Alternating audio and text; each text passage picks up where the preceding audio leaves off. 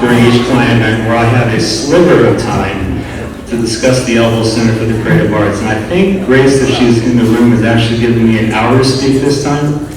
I don't think that's the case though. I think I have 15 minutes. So the Elville Center for the Creative Arts, founded in 2014 by our managing principal and lead attorney, Stephen Elville. I'm privileged to be the executive director of. Always our mission to make a musical difference in the lives of children each day. We refurbish musical instruments, we fund educational initiatives for children that want to participate in music but don't have the means to do so. We partner with many schools throughout Maryland and other organizations. And thanks to donor support, we've been very busy doing just that. This Tuesday, for example, I'm visiting a school in Baltimore called the Sisters Academy. They called me the other day, wanted to jumpstart their music program. So I'm really looking forward to going up to Baltimore and learning all about their program and seeing how we can be a resource to them. And that's really what we do. And so it's thanks to donor support that we're able to do what we do and make a musical difference in the lives of children each day. So I'll have an update on that meeting in the firm's next newsletter and charity update, which is going to be coming out in late June. So looking forward to sending that out to you. So today though, I want to focus on a remarkable partnership that we have maintained for several years that's been strengthened recently these past 6 months. In November, the Elville Center signed a 5-year commitment to expand and continue our relationship with the Annapolis Symphony Orchestra. So we're going to continue our major sponsorship with the Annapolis Symphony Orchestra, which we are very pleased to do. And I'm privileged to have with me today Dr. Netanel Draiblate, Annapolis Symphony Orchestra Concertmaster and founder and director of the Annapolis Symphony Academy, to share with you a bit about the ASA, which is an educational project of the ASO, which I'll share with you more about. So Dr. Draiblate, if you'd like to come up with me and tell us a little bit about the ASA and all the good things that are going on. Thank you. Good morning, everyone. It's so nice to see you. And thank you, Jeff, for organizing a wonderful event. Thank you, Steve, for everything. Really, it's our pleasure. So the Annapolis Symphony Academy started about 4 years ago. We're in our 4th year. And we started with 21 students. And we wanted to make sure that Annapolis, which is the capital of our state, has a music program, an after-school music program where kids from all walks of life, all backgrounds can come and have lessons in orchestra, in rehearsals, without any regard to whether they can afford it or not. So we started the academy with, like, as I said, 21 students. 50% of our students are coming from underserved backgrounds. That's one of our missions, because we want to make sure that the orchestra looks like our communities. So that's a very important mission of the academy. And then about 50% of our students receive need-based scholarships. Last year, or this year actually, that we're just finishing, we have 80 students. And the small little Annapolis Symphony Orchestra that is getting actually nice and big now, gave $75,000 to kids who cannot afford music lessons last year.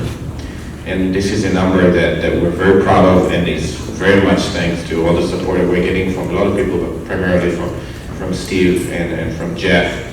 One of the things that I was very fortunate to do, not too long ago, maybe it was a couple of months that we came to visit for the instruments. Yeah. We brought a few people from the Symphony, and Jeff lined up a gazillion instruments that they have collected over the time and refurbished, and they were in perfect condition. And we came in there, and my colleagues from the Symphony, it was like Christmas morning for us, and half of us are Jewish. So it worked out quite well.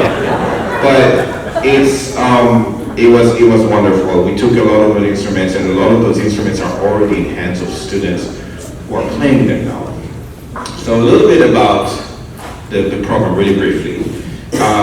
We have an array of programs for every age now. We start kids from 4 years old. We go into the schools, we give them Orff instruments, those are little percussion instruments. They can start learning how to listen, how to identify notes, rhythms, basic things. And then when they graduate from that, we will offer them an instrument that they can play. And they work their way up through different ensemble levels in the academy, and along that, 16 lessons per semester, one-on-one with Annapolis Symphony Orchestra musicians. All of our faculty come from the orchestra, so they're professional musicians that give their time and dedication to teach the kids. And as they flow up, one of the things that they achieve at the top level, which these three wonderful students are at, is the Orion Youth Orchestra. It's a very, very special project for us. And we want to make sure, we have a lot of competition in the youth orchestra field, I'm sure you know. Around us, there's Baltimore, there is Montgomery County, and there are great, great orchestras. But where I come from, which is Israel, when I was in youth orchestra, it was a reward. If you made it to that level, you should be rewarded. And I feel today the students are not always rewarded for their hard work, especially after a 2-year pandemic where they've been at home and not really doing a lot. So, doing a lot, but not doing a lot socially. So what we created was an orchestra in which none of them have to pay tuition. So they come into the orchestra and they sit there because they're good enough to be there. They audition, and if they're good, they get accepted. And the person who conducts the orchestra is the same guy that would conduct the Annapolis Symphony, Jose Luis Novo. So that doesn't exist, to my knowledge, not in this area, but perhaps in the country where the music director of the professional parent orchestra conducts the kids every single week, and they don't have to pay for it. So this is something that we're very proud of. We're trying to find a lot of different ways to keep innovating and keep the program alive, but this is really what we're up to next year, probably between 120 and 150 kids. We're going to open up another center down in Annapolis. So it's an expansion that we're very, very excited about. And once again, I keep saying it, but we all really always mean it. We will not be able to do that if we weren't supported by wonderful people like Steve and Jeff. So thanks again for all of those wonderful instruments and the support that you're giving to us. Yeah, it is certainly our pleasure. And when Steve and I met with the executive director, Dr. Edgar Herrera, Julie Nolan, and Natty back in November, we wanted to ensure that the funds that we sent to the Annapolis Symphony Orchestra were earmarked for the Annapolis Symphony Academy, the educational initiative to ensure the continued success and growth of the ASA and its students. So really just want to thank you for all you do for student music and student musicians, like the wonderful children and students that were up here today, and look forward to hearing them again during our break. So Elville Center is looking for your support. We really appreciate those that donated. I see many donors out here today, and we really appreciate that. We have our raffle in the back. I see Renee back there, she's waving. Do you want to thank you, Renee, for all your help. So we have a wonderful gift basket that's going to, proceeds are going to go to the Elville Center to support our initiatives. So please go ahead and support that. You'll have the opportunity to do that up to about 10 o'clock today. So to learn more and donate, you can contact me, Executive Director Jeff Stauffer at jeff@elvillecenter.org. There's my cell phone. I don't give out my cell phone very often, but for this purpose I do. You can go to our website and donate an instrument or donate monetarily. Every instrument that we get from our donors, we pay to refurbish, and some of those instruments can cost anywhere between $50 to $250 or $300 to refurbish, but we make sure that every instrument is in perfect playing condition before we get it in the hands of our student musicians. The information about the ASA is at www.freeyouthorchestra.com. There's a great video about it, and there's Dr. Draiblate's information. There's a great picture of Dr. Draiblate and his ASO associates at our office a couple months ago, picking up 25 of the 33 instruments that we donated to them, and it was a great experience and a pleasure to have Natty there at our office and here today. And it's just a privilege being up here with you. I want to be like you when I grow up, so just And I'm gonna say, my mom wants me to be a lawyer, so I want to be like him. It's funny when you leave our office, I'm kind of walking around on cloud nine, and everybody makes fun of me like, Jeff, Dr. Draiblate must have just been here because Jeff's happy. So some information about our youth orchestra students today. There's their names again, and some information about the youth orchestra, and there's information about the concerts that Natty alluded to as well on June 10th. And there's a free code if you want to get free tickets down there at the bottom. You can use code Vabashi60 for free tickets at AnnapolisSymphony.org. So, and last, let's see, we've got 6 minutes. Awesome. So one of the last things is I always like to give instruments out to our guests. So I have several instruments I'd like to give to Natty today. We've got a flute, we have 2 nice violins, and we have a trombone that I'm going to have Natty walk out with today to bring back to the ASA. So Lucy, who's our audiovisual specialist, do you have a camera by chance? Yes. Today? Can you take a picture of us? Okay, let's do that. Thank you.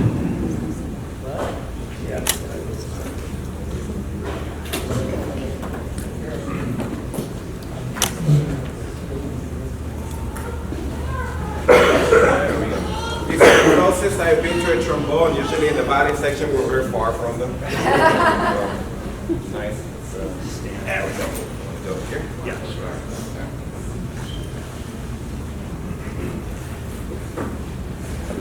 All right, ready? 1, 2, 3, smile. Perfect. All right, thank you.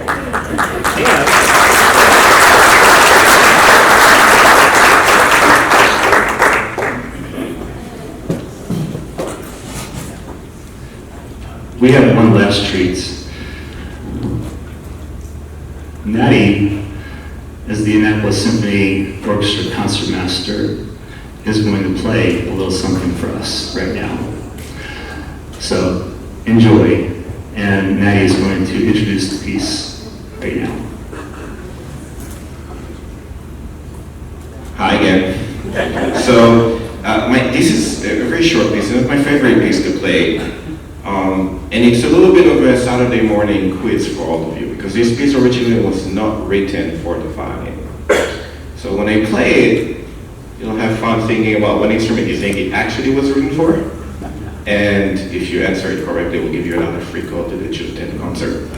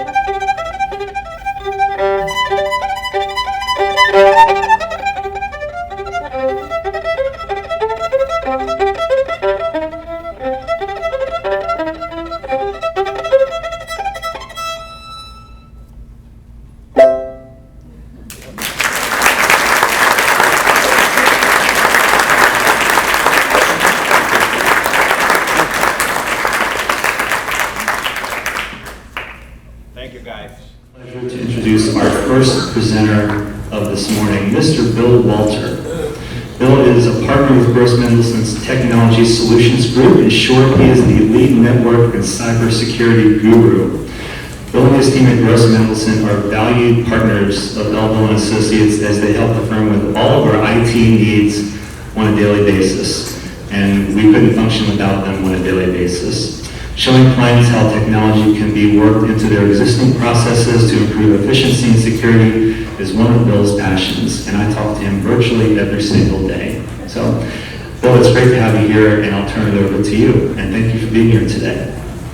Thank you for having me. Can everybody hear me okay? Yes, sir.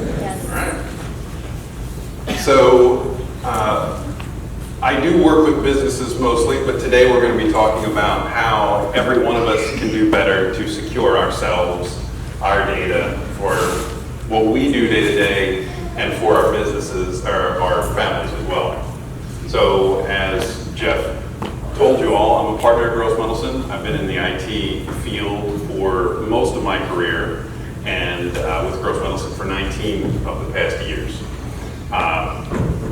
I have watched things change from just basic security for folks to now cybersecurity. But the foundation of everything we should be thinking about for ourselves personally and for our businesses is the same. We need to have layers of security to protect the important data that we have control over. So what I want everybody to be thinking about is, what do you hold and use in your day-to-day travels that has information on it that could be used to either take money from you or defraud your family and friends. I've seen a lot of people working on their phones or looking at things on their phones. That's one of the first things. We definitely want to make sure that every personal device that we're walking around with has a password on it. You don't want to have you leave your phone behind, it has no password on it. There is so much information you can get to through that device. You want to make sure you have some of the, at least most basic features. There's biometrics on it where it will look for your fingerprint, it will read your face. Those are all things we should all be using day to day to protect those most important assets.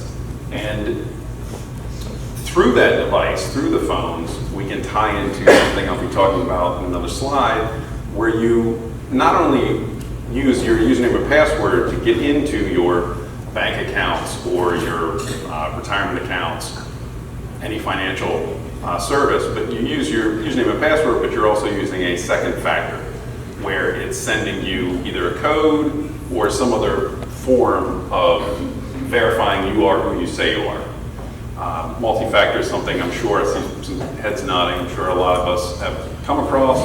If you don't have it enabled on everything that you're using that has it available, that's something you really should be looking for.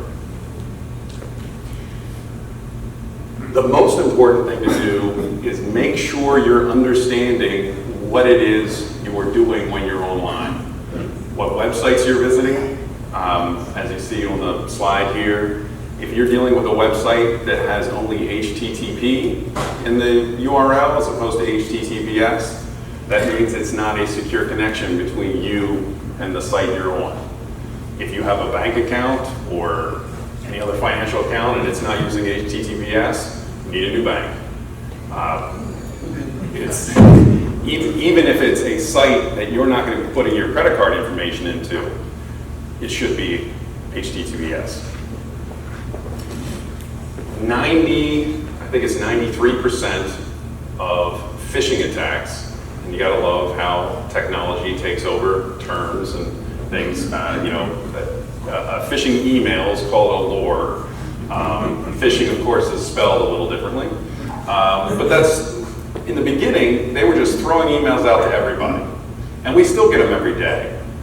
The thing you need to worry about today is that they're being much more thoughtful. So when somebody sends out a phishing attack, it could be multi-layered, whether it's state-sponsored or whether it's the kid in the basement down the street.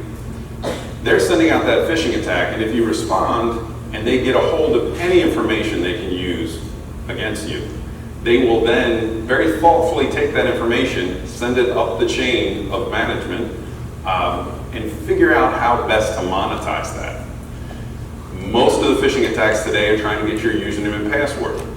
As an example, you might get an email that says, you have an email locked in our malware vault, and it's going to delete itself if you don't log in and retrieve it. You go ahead and put your username and password in, an extra step. You think you're doing that to your email provider. You're actually handing out your username and password to the bad guys. They take that information and sit in your email and watch for you to be sending something back and forth, and then use that information against you. This happens in business a lot, but it happens to all of us personally. Multi-factor authentication is going to stop that. So when the bad guy gets your username and password, they go to log in, the second factor pops up, and they can't get past that. So those two tie in together. And definitely trust your instincts. If you're looking at something, you get an email, you know, there's a Nigerian prince that has $1 million, all you have to do is send them 3,000. You guys are all laughing, this still gets people. You know, if it's too good to be true, then take a second, call somebody, think before you click.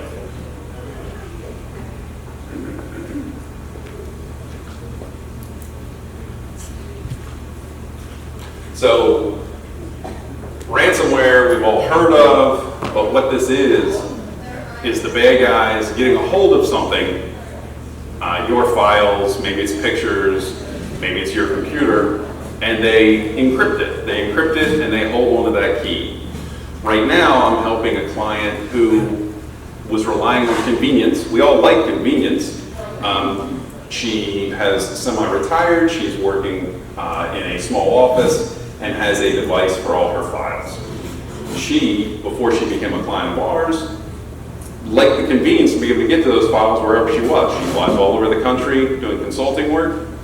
Well, that convenience ended up being convenient for the bad guys. They were able to, I don't know if anyone has heard, QNAP is a storage device, and they were compromised across the board. If you left it open to the internet, it might be convenient for you, but it's also convenient for the bad guys. So she ended up having to pay, luckily, only a few dollars, but that was the only way she was getting her data back because everything was on that device. Now, this screenshot doesn't show it, but they actually have help desks for this ransomware. If you have a problem, a little bit lower on the scroll bar where it says, how do I pay? It gives you step-by-step instructions on how to acquire Bitcoin and how to get it to them. And if you have a problem, you can hit a button. They'll remote into your machine, like I do for the folks at Elville, helping, doing help desk calls. They'll remote into your machine and help you. I mean, it's a legitimate business for them, and they want to make it as easy as possible for you to give them the money they're looking for. Everybody here has passwords they need to manage. None of us like having to manage them. Here's the problem. I started working for a company, everybody's password, from the CEO to the guy that shipped the stuff out the building, the password was duck. It was 19 years ago. But I asked him, as I'm onboarding him as a new client, what happens when you fire this guy? He goes home and thinks, I think everybody's password is duck. I can delete everything. So yes, that was one of the first things we changed. But password reuse is something I'm not going to ask anybody to raise their hands. I'm sure people are doing that. Using easy to remember passwords for you makes it easy for the bad guys. Reusing passwords. So you have a nice password you like, but you use it in a bunch of different places. You make a mistake in your email with that password, and that's the same password on your bank account. Don't think the bad guys aren't looking. And they will definitely do it. So password managers are definitely something to look into. There's a couple of layers of protection they give you for yourself. They keep you from reusing passwords. They make sure your passwords are long enough and secure enough. As an example, my bank password is like 55 characters. I have no idea what it is, but the software puts that password in for me, so I'll never need to know it. All I need to have is one solid password to get into the application. It's on my phone, it's on my laptop, it's on my PC, and that service has so much security around it that it's the security you get from having more complex and passwords that aren't reused are far and above having all your eggs in one basket, because that basket is super, super secure. There are a lot of password apps out there, so I'm not trying to sell any one, but as long as it's been around a long time and it has the right layers of protection, it's definitely worthwhile to use. And making sure, so for I use LastPass. They've been around, they're one of the top ones. If I were to pick up Anirban Basu's phone and try to get into my passwords from his phone, it would make me go through 4 steps of authentication, because it's a new phone, it's not one related to my account. So those layers of security are things that are built into these products and definitely worthwhile. As an added benefit, when you're dealing with families, I have 3 sons, various ages and definitely various password usage, but I have access into them if they forget one, and they have their own way in. They can't see my passwords, but I can see theirs. But also, for my grandmother, we had a family plan. Her passwords are in there, and when she was no longer able to access those accounts, we as a family were able to. So it's a benefit that you can share those passwords and those accounts securely with others when needed. Using the password manager, you can make sure your passwords are very secure, making sure going through all your financial accounts, whatever it is you're using online, if it doesn't have multi-factor, contacting that bank, financial institution, whatever account it is, seeing if there is another way to add multi-factor or moving to a service that has it. As an example, for Gross Mendelsohn, we had moved to a new 401k provider. We moved our plan to another site, and when we did our due diligence, they didn't have proper security on the website, so we ended that deal and moved to another one. Social media, everybody likes posting pictures. Don't tell my wife, but I had to unfollow her. She posts way too much on Facebook. But you need to be careful when you're posting things. I mean, the common sense one of, hey, I'm going on vacation for 2 weeks. You know, my house is full of all this nice stuff I was posting about for months at a time. You definitely want to think about how you're managing social media, because the bad guys, they get into your email, they look at your social media, and they figure out how they're going to attack you. One of the newer ones, and it's more thoughtful, it's diabolical, but it's more thoughtful. They will see that you have a child that's on vacation out of the country, and they'll call you and say, I'm the police department of whatever country they're in, your son's locked up, you need to send us $5,000 or you'll never see him again. It happens. So you need to be careful with what you're putting on social media. The other thing is these devices we're using. Everybody's got that very powerful phone in your pocket. You definitely want to make sure you're not installing applications there you don't need. Everybody likes a distraction once in a while, so you put a little game on there, and you're playing it, and the game pops up, hey, install this other one, install this other one. Well, the first one you install might be a good one, but the third or fourth one might be malicious. There's so much information of yours you can get to from your phones. You want to make sure you're only installing things if it's an Apple device from the Apple Store or Android devices from Google Play. And you still, I'm not trying to tout Apple. I do have an Apple phone right now. I've had each phone there was. I even had a Microsoft phone when they made phones. I'm a geek. Go ahead. But on the Android phones, you still have to be careful what you're installing because they'll do ads, they'll track you. And who here has had a conversation with a significant other, and then an hour later when you open your phone, there's an ad for what you were talking about? Anybody else creeped out by that? You can turn that off in your phone. In your phone, you can disable the microphone's usage unless you're using the app. Those are layers of protection you can put in place. I like the convenience, but technical folks go a little too far sometimes. And if I'm talking about something and then I see an ad about it and I have never done a search on my phone, that's a little too far. everybody here has multiple devices in your home. Who knew that your refrigerator needed to connect to the internet?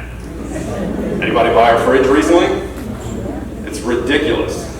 Like, you got the refrigerator that has a camera inside of it, so you can be at the store and hit a button and see what's in your fridge. That sounds cool, but really, do we need that? So that device, if not properly configured, can be used to spy on you or get into other things at your home. So again, I have 3 sons. Their computers are completely separate from the network where my business is. I take my business very seriously. That's very separate. You can do this through Comcast, through Verizon, calling them, telling them what you want. A lot of them have secure home devices that are managed. And so you can do it. I mean, I'm talking about what I did for my own home, which is using, like, again, I'm a geek, so it's using an actual enterprise firewall. But you can do this through, Comcast has their devices, and again, Verizon has their own, and you can configure them on the phone. It's not a lot of fun calling Comcast or Verizon support, but you can get them to help you make that separate email. And not only from your phones, but most of us have laptops, tablets. Those devices need to have protection on them that is beyond just antivirus. It's endpoint protection. A little pro tip, if you are using LifeLock for monitoring your credit, LifeLock comes with Norton antivirus and a backup and all the things you need bundled in with that service. I'm not trying to sell LifeLock. I've been using it for years, but those are things you can look at that can give you these additional layers of protection. The smart home devices that we're talking about, it's not just refrigerators, you've got webcams, doorbell cams, all these devices, you need to make sure they're properly configured so that it's easy for you to see what's going on, but not anyone else. Again, when you get them out of the box and plug them in, if they don't ask you any questions, if they don't make you put a password in, that means the security is pretty low. Manufacturers have gotten a lot better at making you go through and doing a good username and password and doing multi-factor authentication for these things. But if you put something in 5 years ago and you're still using it and haven't done any updates, that's going to be an issue. Keeping control of our data.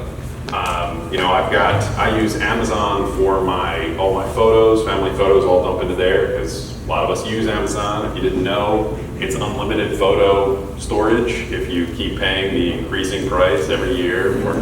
My renewal just went through, so that's kind of fresh. But I can keep my pictures there and they're backed up and secure. My personal files, tax files, all that are kept because I have a Microsoft email address. It's kept in a Microsoft account that's also has extra layers of security on it. If you're not using that and you have your data on a machine in your home, you're going to want to make sure there's a backup on it. And it's a backup that's going to be separate and not connected into your machine whatsoever, so that if your machine is compromised, that backup is accessible. And the Norton and LifeLock thing I was mentioning earlier does have that capability. And again, with the cloud storage, you need to make sure you're using one that is legitimate, has the right security layers in place, and take the time to set those things up. If you do use a password manager, you can use the capabilities of that to help make these things more secure. When you get rid of old equipment, again, like I said, the bad guys are being more thoughtful. You get rid of that phone, do a complete wipe on it before you hand it back in or before you throw it in the trash or recycle it.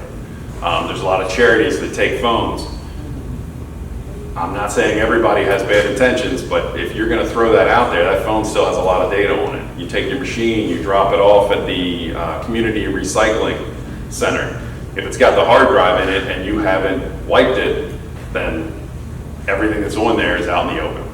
So when I take machines in, I'll take the hard drive out and put some safety glasses on my sons and give them a hammer, and there you go, no more data reading. For businesses, people take a printer, you take a big copier. Every secure document you've ever printed is on this thing. You take that and just let the printer take it away. It can have a couple of terabytes of data on it, every print job that went through it in the past 12 months. So we definitely need to be thinking about these things. If we have data on it before it leaves our hands to go into the recycler or into a charity, you want to make sure you clean them.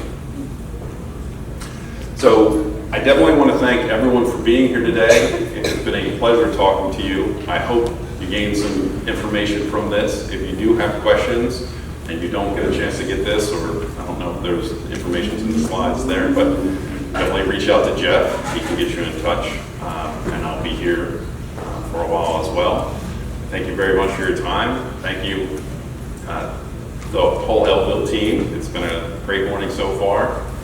Now I'm looking forward to watching the rest. Thank you.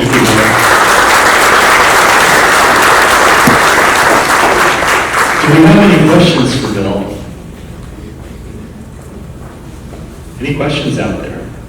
I've got a question. Shoot. We just bought an oven for our house and it's connected to the internet.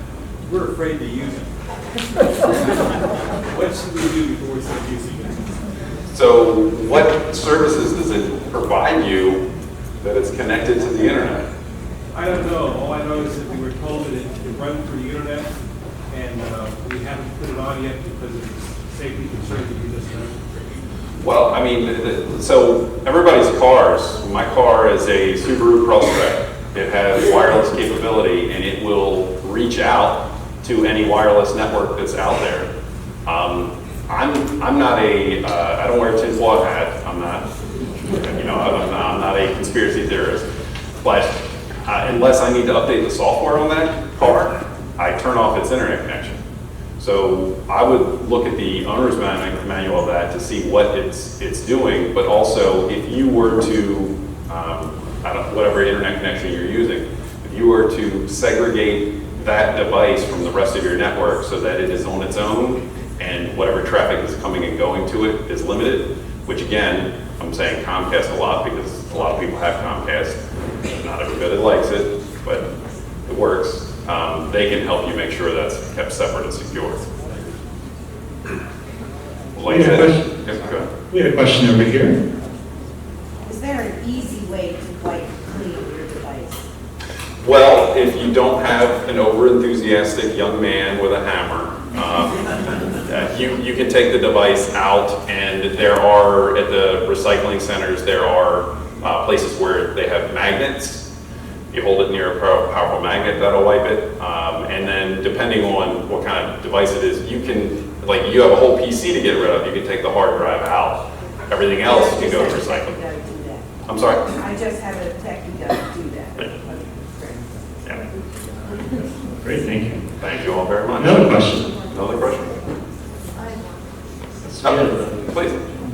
For the password, since you need a password for every single thing, right? You go to Target, you want to buy something, you need a password. How do you recommend, like, coming up with these passwords? Where do we keep them if it's not safe on our phone? So I use LastPass. There's Dashlane, there's 1Password, but LastPass is the one I've been using for quite a while. It is on my phone, it is on my laptop, and it's on my PC. LastPass creates the password for me and stores them. So when I go to the website to go to my bank, it sees them at my bank. I have to authenticate to the app on either on my phone or on my laptop or desktop, but then it fills it in for me. So the password I have for my retirement fund, for my investment account, those accounts are all separate passwords. They're also 50, 60 characters apiece of just gobbledygook. I wouldn't be able to tell you what they were unless I opened up the app and mentioned it. But not only does LastPass and the others, Dashlane, and again, I'm not trying to be, I'm application agnostic.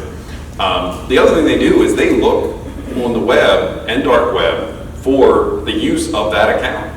They don't see the password, they don't put that out there, but they'll look and see if somebody's going to, my wife is a teacher, so I'm part of the credit union, if somebody's trying to get into or sell credentials with my account name to First Union, LastPass will tell me.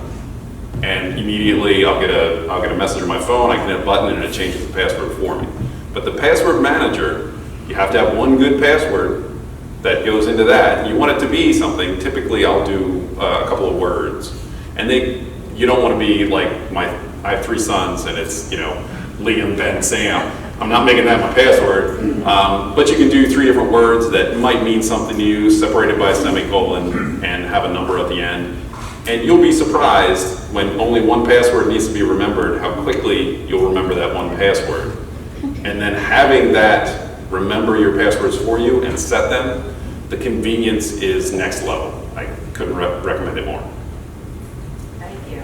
Sure. Can I ask kind of a follow-up question there? Of course. So as you were talking, I went to the App Store to look up that LastPass. And I'm always paranoid because when I'm looking for an app to download on my phone, you have a lot of choices. So I'm always super paranoid to download an app because I don't know if it's legit or not. So I highly recommend doing those types of research outings on a PC or a laptop. My wife will do nothing if it's not on her phone. And on your phone, it just, for me, I'm kind of old school. It's just hard for me to really get that information. But you look at the company, how long it's been in business, and look at reviews. If there's 5 reviews saying something's good, maybe not listen to it. But if there are 5,000, then you have a better chance of getting good information. Yes, sir. Could you talk briefly about VPN? I tried using it a couple of years ago, maybe 4 or 5 years ago, and I found it a little bit cumbersome, slowing things down, but have improvements been made, and how is it helpful? Well, VPNs, we might need to take this offline because Jeff is going to throw some of that back in my head if I'm taking up too much more time. But VPNs are used to obfuscate where you're coming from and what you're doing. It's for security. I'm not using that word to say there's nefarious means. But basically a VPN makes you look like you're coming from somewhere else. And then that somewhere else has layers of security in it. So we use VPNs. Elville uses VPNs to get in from working from home because we're all doing more from home and not in the office as much, although thankfully that's coming back. But the VPN does add, because of the security, it does add layers of bandwidth usage. So if you have a certain amount of bandwidth and then you put a VPN on it, you're only getting what's in the middle. VPNs have improved, but also network speeds. I have a gigabit network speed at my house. But the 5G is much faster. So VPNs have improved, but the need for them, in my opinion, is lesser. If you have good endpoint protection, you're using good, strong passwords. VPN is something to me that in the business world, absolutely, very necessary. In the personal world, it adds layers of complexity that I don't feel are as necessary. But again, thank you very much for your time. It's been a pleasure talking to you. Maybe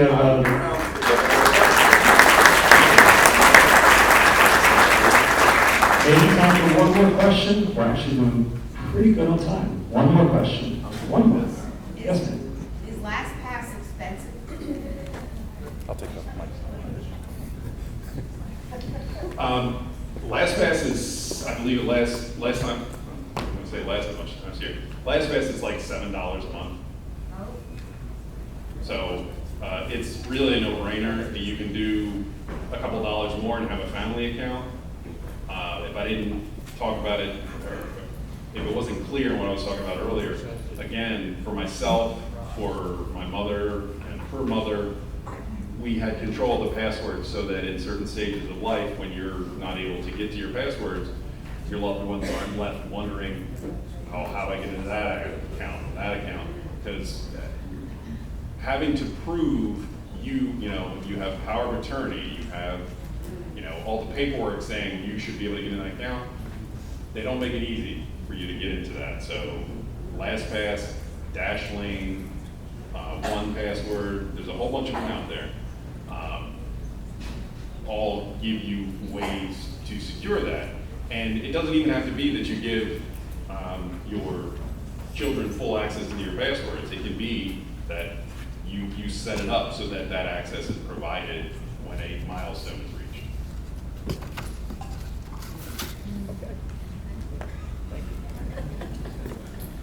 One more hand for Bill Walter.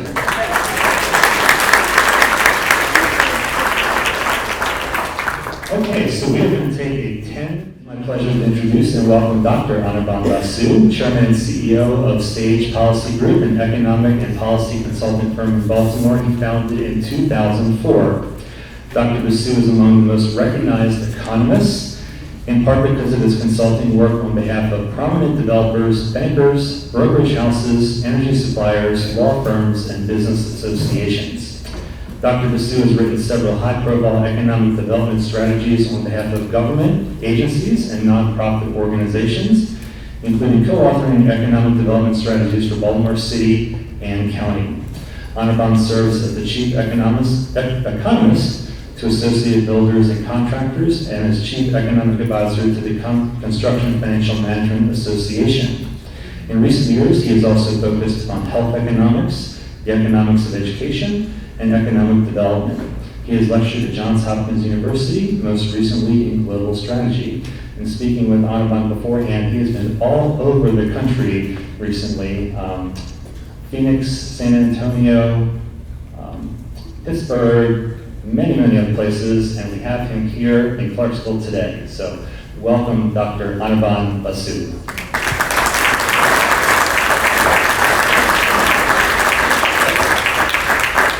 Right, can you hear me? Yeah? We're talking about the economy. So it's been a lovely morning so far. That ends now.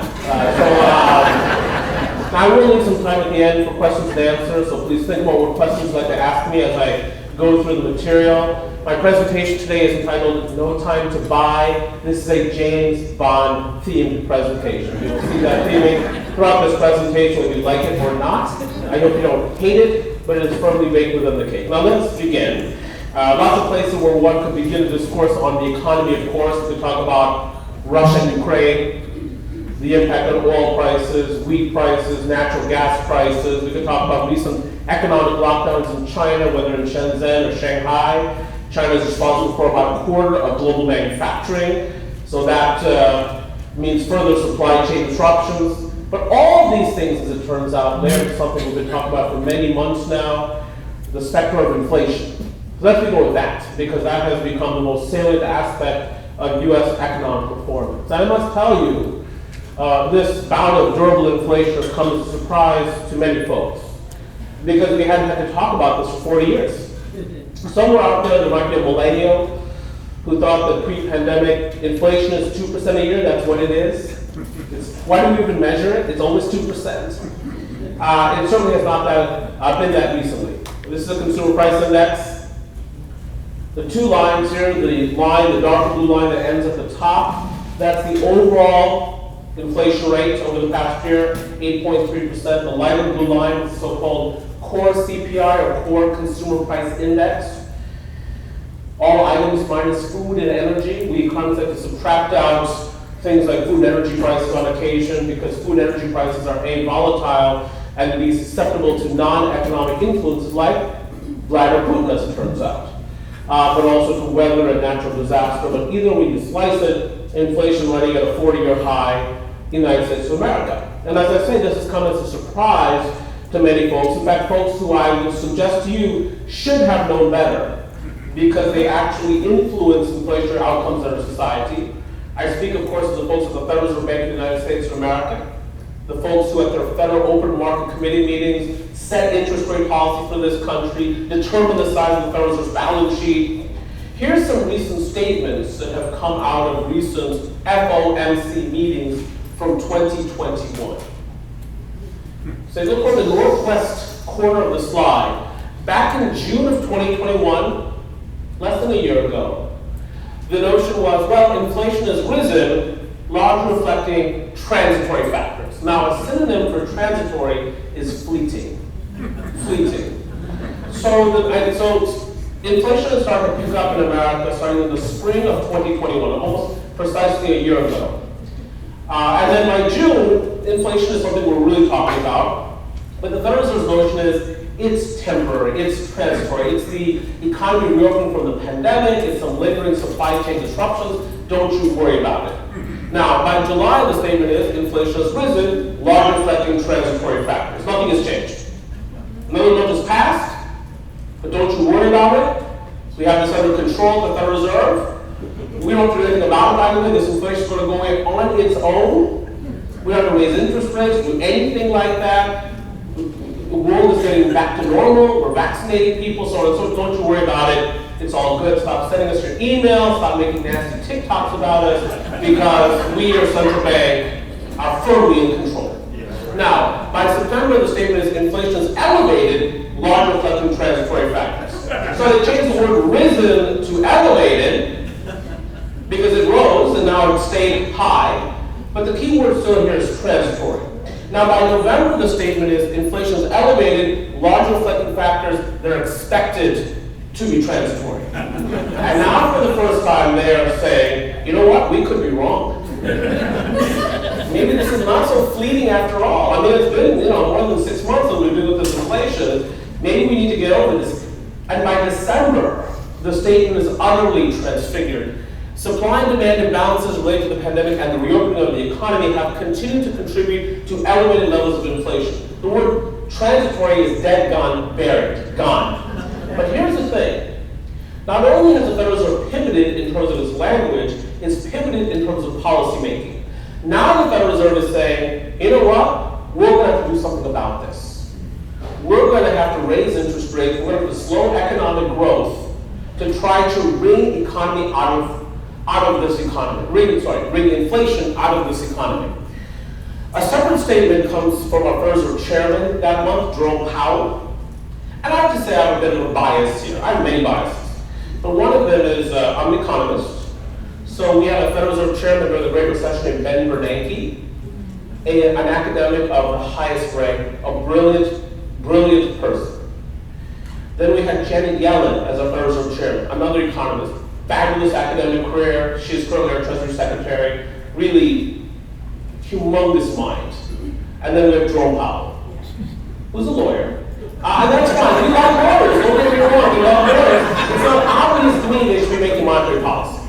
So anyway, Jerome Powell, a separate statement comes out from him. Quote, these problems have been larger and longer lasting than anticipated. What does he say? We were surprised. We were telling you for many months it was transitory. Nope, sorry about that. It's not transitory. Exacerbated by waves of the virus, not our fault. This is Delta, this is Omicron. We're not genetic epidemiologists, we're not virologists. Who could have seen this coming? As a result, overall inflation is running well above our 2% long-term goal and will likely continue to do so well into next year. Well, this is next year, and they got that right. Inflation is running well above 2%. And again, I would suggest to you that they should have known better because they actually exert some influence over inflationary outcomes. For instance, they have a role in shaping money supply. Here we are back to 1959. And you can see how profound the growth in money supply has been over the course of this pandemic. Now in economics, there's a very basic monetary equation called the quantity equation, also known as the equation of exchange. I like to call it the equation of exchange because that's just downright sexy. And that equation says that when you increase money supply, two things can happen. Economic growth accelerates, we're pumping money into the economy, and/or inflation accelerates. But here's the thing. Over the course of this pandemic, what have we seen? Supply chain disruptions. Not enough port handling capacity in Los Angeles, Savannah, Georgia, elsewhere. Not enough workers, including not enough truck drivers. So because of these supply side issues, output during this period could only grow so much. So what took on much of the burden of equilibrating that equation? Prices, inflation. So the same people who've been telling you it's just transitory, don't you worry about it, are the same people who basically guaranteed it could not be, would not be.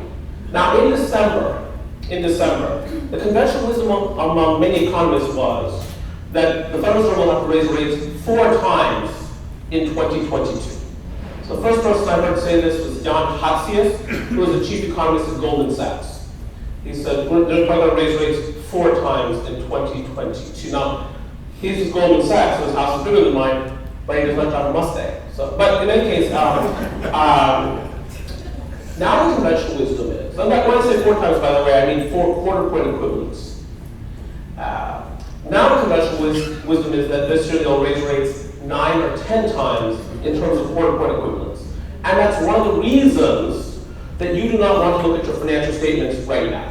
As you know, the S&P basically hit bear market territory, meaning it had fallen more than 20% off its peak midday yesterday. It rallied a bit, and so we're no longer in bear market territory. But this pivot largely explains why these losses have been so profound. Now, please do not get me wrong. I'm not suggesting to anyone here that life is so simple. But the only reason that we've suffered this bout of inflation is because of money supply and monetary policy generally. We have had global supply chain disruptions. This is U.S. manufacturers' unfilled orders. So the order has been put forth to the manufacturer, the manufacturers have to deliver. Now this gray shaded bar right here is the recessionary period of 2020. It might surprise you to learn that coming into the pandemic, there was this abundance of unfilled orders, but that was not deemed to be problematic, quite the opposite. That was a reflection of a very strong economy. And so the notion was at that point, the global supply chain is coherent. Supply would rise up to meet that demand. It would produce a crescendo of transactional value. The economy would be strong in 2020. Pandemic strikes, what happens? We shut down the economy. Manufacturers respond in various ways, but some of them, sawmills, General Motors, Ford, they shut down their factories, at least temporarily. But they also stopped ordering so many parts. They stopped ordering so many components, like computer chips. What do the computer chip manufacturers do? They cut back their capacity. But all of a sudden, by May of 2020, the U.S. economy is storming back. But the global supply chain is now incoherent.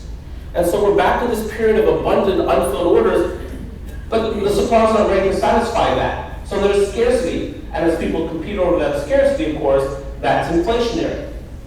Now this is not enough, by the way, what we've said so far to explain this bout of inflation or its durability. So we're talking about money supply, we're talking about supply chain disruptions, but the sheer nature of the economic expansion to date is a factor behind this inflation. This quarterly gross domestic product, graphed back to 1990, there is some complexity built into the slide. 2 vertical axes. The blue color bars are indexed to the left-hand vertical axis, the red color bars to the right, and you'll notice that the numbers on the right-hand vertical axis are just much larger in magnitude to accommodate the volatility of the economy over the course of the pandemic. Now, reading from left to right, this last blue colored bar here is the 4th quarter of 2019, the last quarter before we shut down the economy. It's a quarter of economic growth. The U.S. economy has momentum going to 2020. This nation added jobs in January of 2020, added 400,000 jobs in February of 2020, shuts down its economy in March of 2020. March of 2020 is embodied, of course, by the first quarter of 2020, here designated with this first red colored bar here, again indexed to its right-hand axis, and that quarter of the U.S. economy shrinks 5% on an annualized basis, which is a big deal. For instance, in the 4th quarter of 2008, which had the lowest quarter of economic lives, the U.S. economy shrinks 8.4%. So a negative 5% print is a big deal. Unfortunately, this time around, it was really the appetizer. For the 2nd quarter of 2020, the U.S. economy shrinks 31.4% on an annualized basis. And around that time, a furious debate breaks out in the economics community about what the initial phase of recovery might look like.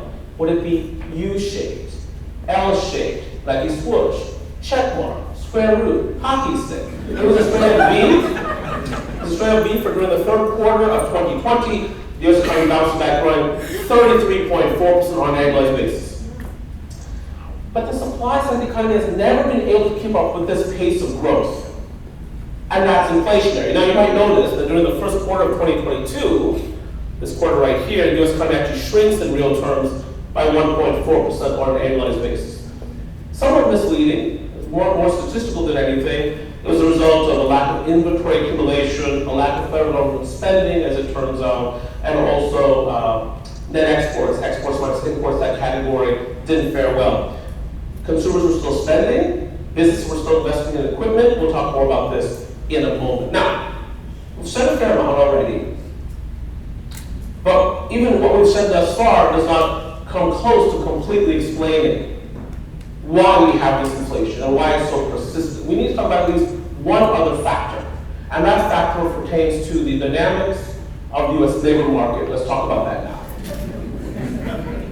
So one of the things that we get from the government every month are data from the JOLTS survey, the Job Openings and Labor Turnover Survey. The data for March indicate that as of March, we had 11.5 million available unfilled jobs in America. We have 1.9 job openings for every unemployed American. This is still the land of opportunity. If people want to work, there's probably a job for them. Actually, there's two. But one of the reasons that we have this abundance of available unfilled jobs is because the size of the U.S. labor force is smaller than it was coming into the pandemic, by about 500,000 people. It's hard to find workers because the labor force is smaller, fewer people working or looking for work. Now I can make the same statement in percentage terms. This is the U.S. labor force participation rate, graphed back to 1950. As an aside, notice how rapid labor force participation was. So this is the proportion of adult Americans, working age adults, who are either working or looking for work. Now look at how profound the growth was in labor force participation in the late 60s into the 70s and early 80s. No wonder the U.S. economy booms in the 1980s and 1990s. More people pulling the rope, more economic growth. Of course, women are jumping into the labor market en masse. We go from one-income households to two-income households during that period. Some of you might remember the show from the 1980s, 30-something. That was about the struggles of these very good-looking people who are actually in two-income earning households and trying to get their errands done and so on and so forth. So in any case, but this pattern of rising labor force participation ends with the turn of the millennium, largely. Since that time, labor force participation has been dipping. At pandemic's eve, the labor force participation rate is 63.4%. It then plunges to 60.2% for the worst of times, April of 2020, and then bounces back. April of 2022, it's at 62.2%, but still much lower than it was pre-pandemic. And this has created some very special issues, challenges, for certain industries like construction. Let me explain why. So during the early stages of the pandemic, many baby boomers retired earlier than anticipated. About 1.5 million baby boomers retired earlier than expected during the early stages of the pandemic. And many of these folks are our finest skilled craftspeople. Carpenters and electricians, welders, so on and so forth. These are people who entered the construction and also manufacturing skilled trades early in life. Love working with their hands and minds at the same time, love working with equipment, love seeing tangible evidence of their efforts. I mean, one of the reasons they came to love the skilled trades is they took shop class in high school. You know, shop class was typically taught by someone with enormous arms wearing a rush t-shirt and driving a Trans Am. At least that is my recollection. But that kind of person has been weeded out of the curriculum. And so we're now left with younger workers to fill those kinds of jobs, and younger people often do not look in that direction. They've been told it's 4-year college degree or bust. Now there's something else that's happened here that's made it difficult to recruit workers, and that's that workers themselves have changed what it is they want out of the world of work. Good Hire is a background check company out of Redwood City, California. They recently conducted a survey of 3,500 Americans, which found that 68% of Americans would choose remote work options over in-office or at the job site work. They want to work remotely, people. They don't want to commute. They don't want to be with their colleagues. They don't like their colleagues. A separate survey finds that 57% of Americans find their colleagues to be annoying. They want to share, they take credit for one another's work, they interrupt too much. Which can happen on a Zoom meeting, as it turns out, often does. That doesn't matter, they still want to work remotely. 74% of Americans believe that companies not offering remote working arrangements will lose major talent in the workforce. And of course, 100% of the people answering this question view themselves as major talent. But the point is that for those industries that require people to be at the job site, construction, manufacturing, brick and mortar retail, restaurants, hotels, That makes recruitment that much more difficult. And so, what do employers do in the face of that? They offer more compensation. It's what they know to do. This is the employment cost index for private sector workers back in 2015, but you can see how rapid the growth has been in compensation costs during the pandemic. That's inflationary. Now, there's a separate measure called average hourly earnings, which is at 5.5% over the past 12 months. So a typical worker less, you might get 5 or 6% raise, and normally would say that's fantastic. But that employee is looking around at the employer and saying, wait a second, inflation is 8.3%. I'm falling behind because of you. You need to pay me more. It's not good enough. That's inflationary. Now, to explain this slide, this top blue line here, this dark blue line, represents wage and salary growth, percentage terms on a year-over-year basis. This is 12% change. This bottom line here represents benefit cost growth, and you can see that's taken off recently. So at first, the employer was throwing money into wages and salaries. I'll pay $16 an hour, $17 an hour, $18 an hour. Even that was not working. So now they're getting more creative and so offering certain types of benefits. It could be better health care, it could be other things, but that's what they're offering. Now, this is misleading statistically. Why? Because there's certain benefits that employers can offer their employees that are not quantifiable, not monetized. I will give you an example.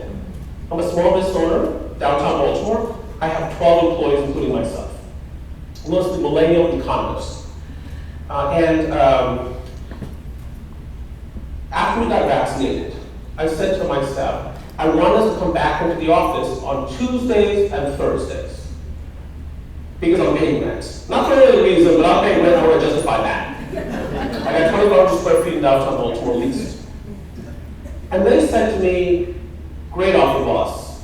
Not going to happen. Now, they actually didn't say it that way, they just didn't show up. But the point is that they're working remotely. They're working remotely.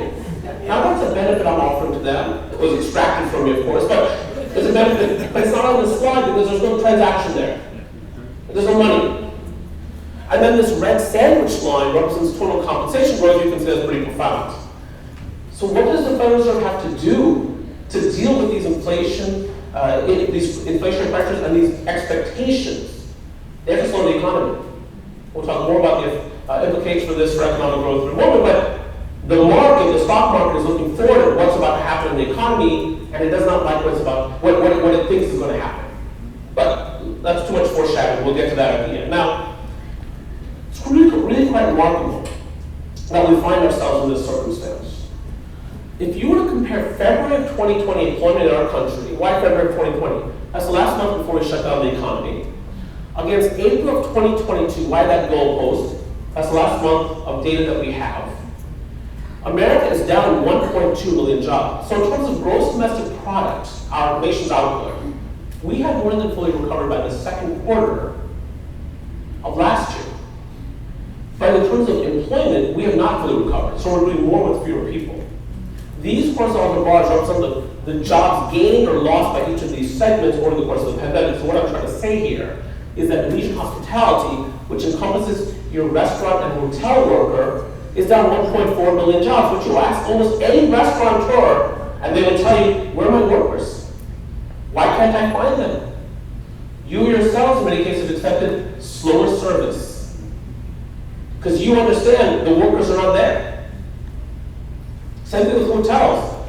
All of a sudden they're saying, you want your room made up? You have to tell us that you want your room made up. We're going to do it automatically. That's not because that's a superior business model. That's because they can't find enough workers. I'm actually hoping that you will say that you do not need, or will say nothing at all. Now, a couple of categories have added jobs over the course of the pandemic in meaningful numbers.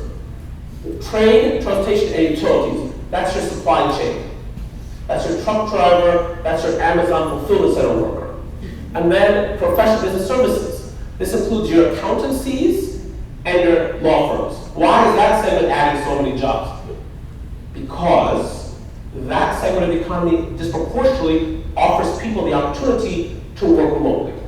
And many people have said, I want remote work, so if you are able to offer remote work, you're more likely to be able to recruit workers. Now, this slide is very similar to the gross domestic product slide.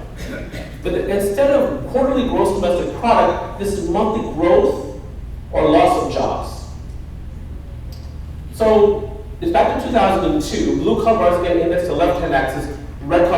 right. This last month here, right here, in blue, that last blue month is February of 2020, the month before we shut down the economy. It is the 113th month of consecutive economic or employment growth. So this period is a period in which we add 22 million jobs. We don't lose jobs in any given month. So lots of things happen. Houston was underwater, all kinds of stuff. Didn't matter. Adding jobs each and every month. We drive unemployment down to 3.5%. That was a 50-year low. You'd have to go back to December of 1969 to find unemployment as low as it had been pre-crisis. And just to give you a sense of how long ago that was, the Orioles were good back then. It was a long time ago, no one can remember. Now, of course, we shut down the economy in March of 2020. This first red-cloud bar, as it turns out, is March of 2020. We lose 1.7 million jobs that month. We lose 20.7 million jobs in April of 2020. So if you do the math on that, between March and April of 2020, we lose as many jobs as we added in the previous 113 months. Unemployment is at 14.8%. Around that time, the Wall Street Journal conducts a survey of economists, mostly economists from large U.S. financial institutions, big economists. And those economists collectively project that America will lose another 8 million jobs in May of 2020. But we do not lose 8 million jobs in May of 2020. We add 2.8 million of them, followed by 4.8 million jobs added in June of 2020, 1.7 million jobs in July, 1.6 million in August. The recovery is on its way. And if you look at the most recent reading, April of 2022, 428,000 jobs. Not bad, very good in fact. And this is one of the reasons that you'll hear some economists still quite sanguine about the economic outlook. We've got a ton of job openings. April notwithstanding, that more people are jumping back to the labor force, in part because of inflation, by the way. More Americans are saying that we're living paycheck to paycheck again. Those stimulus payments they received earlier in the pandemic increasingly in the rearview mirror. And with gasoline now at $6 a gallon in many states, including California, many people are saying, I gotta get a job, I gotta offer more hours to the labor market. And so these people are securing jobs, and also they're being paid more than they would have received pre-pandemic. And that fuels spending power. So it's not all gloom and doom out there. Regional data. This is employment growth for the 25 largest metropolitan areas in America. And both Baltimore and Washington are on this slide. 25 largest metropolitan areas in America. This is percentage terms, February 2020 versus March of 2020. Just doing a look at how many jobs back then, how many jobs supported by these economies now. That's largely mistitled slide. There's not much evidence of employment growth here. But a handful of regions have added jobs over the course of the pandemic. And number one, Dallas, Texas. The governor of Texas, Greg Abbott. Greg Abbott was very aggressive in keeping his state's economy as open as possible during the worst of the pandemic, shooting as close to normalcy as possible. I'm going to cherry pick a little bit here. And number three is Tampa. That's Governor Ron DeSantis of Florida. Okay, one of these governors very aggressive in keeping his state's economy as open as possible. I don't know if you've ever met Ron DeSantis, Governor Ron DeSantis. If you do meet him, probably best not to be wearing a mask. He does not like it. His worst of the year, as it turns out, Halloween. So at number four is Atlanta. That's Governor Brian Kemp of Georgia. Brian Kemp was the first governor of the country to reopen his economy, happened on April 20th of 2020.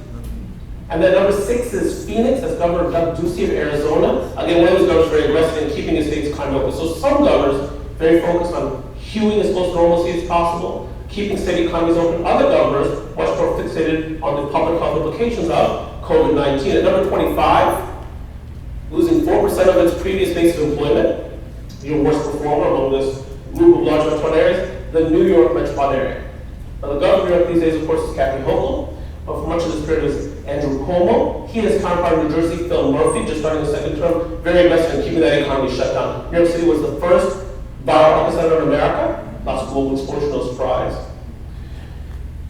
Again, cherry picking. Number 22, Los Angeles. And at number 23, San Francisco, losing more than 3% of the pre-existing basis of employment. Who's the governor of California? Why it's the wickedly handsome Gavin Newsom. It's not going to be a Hollywood actor, a really gorgeous gentleman. Again, very aggressive in keeping that economy shut down. In fact, Gavin Newsom was the last governor of the country to reopen his economy. So again, some governors are very aggressive in keeping open, other governors the exact opposite. Now you might say, Anirban, why does this matter? Many of the big decisions were made back in March and April of 2020. We're now in May of 2022. I'll explain why it matters, at least from my perspective, using the parable of Humpty Dumpty. So Humpty Dumpty, if you're familiar with the story, was an egg. But an egg has special characteristics, arms, legs, and face. Now one day Humpty Dumpty's sitting on a wall, minding his own business, public property, no trespass. And somebody comes up behind Humpty Dumpty, probably Vladimir Putin, and pushes him off the edge. Now he's an egg, so he breaks. He splits wide open. Now all the king's horses and all the king's men come rushing to put Humpty Dumpty back together again. I'm not sure why the horses were there, they got no hands, but even the men could not do it. And my point is, the economy is akin to an egg, and it was broken. For good reason, but broken. It's been hard to reconstitute that egg, meaning the economy, because of global supply chain disruptions, and because of labor force dynamics. So these results prevail. Notice some exceptions here, Riverside. So one of those, number 2 is California. Riverside is east of Los Angeles. And one reason we started with the pandemic is that many people moved from very expensive, highly densely populated areas to less expensive, less densely populated areas, in particular because they wanted more square footage. Right, there's social distancing, they want more room for home offices and home gyms, they want to take advantage of low mortgage rates, which we'll talk about in a few slides. And so that result prevailed. So lots of things happening there, but clearly one of them was the public policy regarding economic lockdowns. Now this next slide will have the same 25 metropolitan areas, but now it's not employment growth, it's unemployment rates. From the last slide, you can see that Baltimore and Washington metropolitan areas have been moderate performers, not the worst, not the best. Our governor is, of course, Larry Hogan. Larry Hogan was quite moderate in terms of his economic lockdowns. He didn't keep us as open as, let's say, the governor of South Dakota or Iowa, but did lock us down as much as, let's say, what happened in California, Massachusetts, or New York. Middling performers. Now, one could make the argument that if anything, unemployment rates here are too low. Seems like a strange thing to say, but how do you generate growth when in Phoenix, unemployment is down to 2.4%? So why do I don't worry about it? People move to Phoenix all the time, including from California. Yeah, but even with all that in-migration, their unemployment rate is down to 2.4%. In Minneapolis, 2.5%, where we've lost a ton of workforce, by the way. Minneapolis got hard by a number of things during the pandemic, as it turns out. Social unrest being one of them. Tampa, Miami, Orlando, all with unemployment less than 3%. How do you grow an economy? Even New York Metro, with all that job loss, less than 5% unemployment. Baltimore Metro, 4.2%. Washington Metro, 3.6%. And again, that is inflationary. Okay, enough of that. Let's talk about something else now. Now, we economists like to complicate things, and we do that to make ourselves seem smarter. But actually, the economy is diametrically simple, straightforward. There's only 2 components to it. Demand and supply. Let's talk about demand. So, you probably heard the statement a billion times before that consumer is 2/3 of the economy. What they really are is 2/3 of aggregate demand. So 2/3 of what we produce ends up with the consumer, whether goods or services.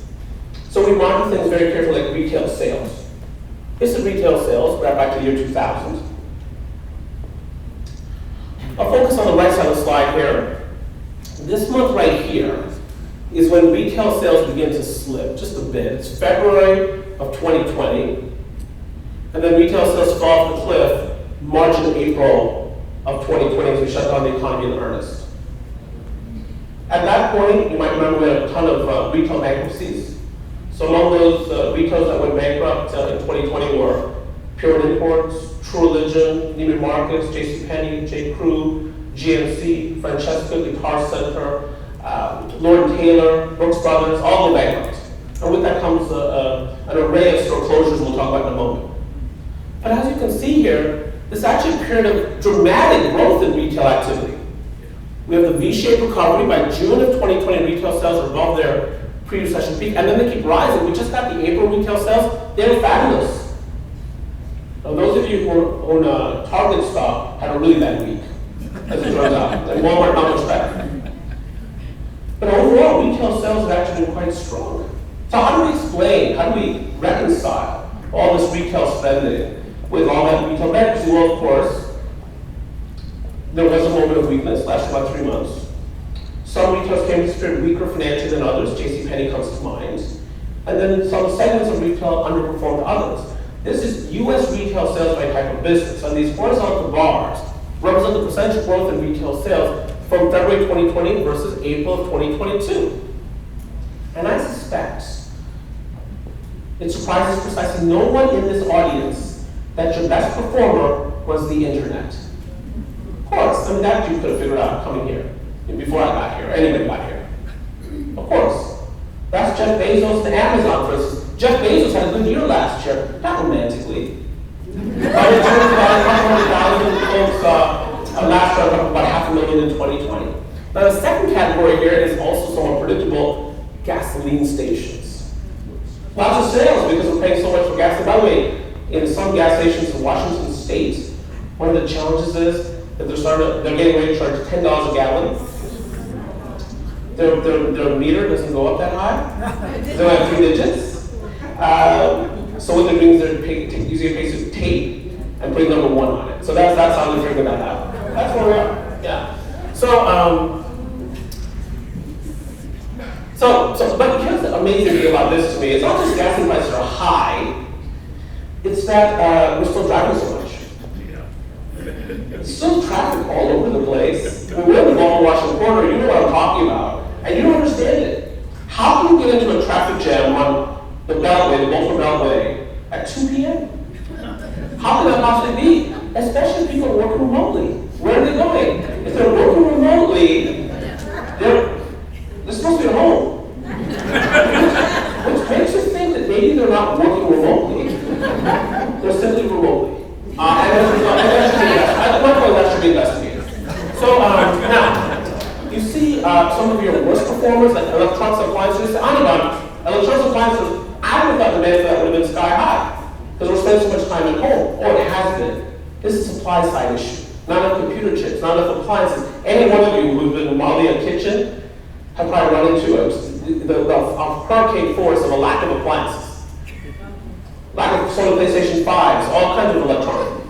So, anyway, this result prevails. Now, another weak category during much of the pandemic, clothing and clothing accessory stores. Why is that? Well, of course, in the stage of the pandemic, we're going out very much.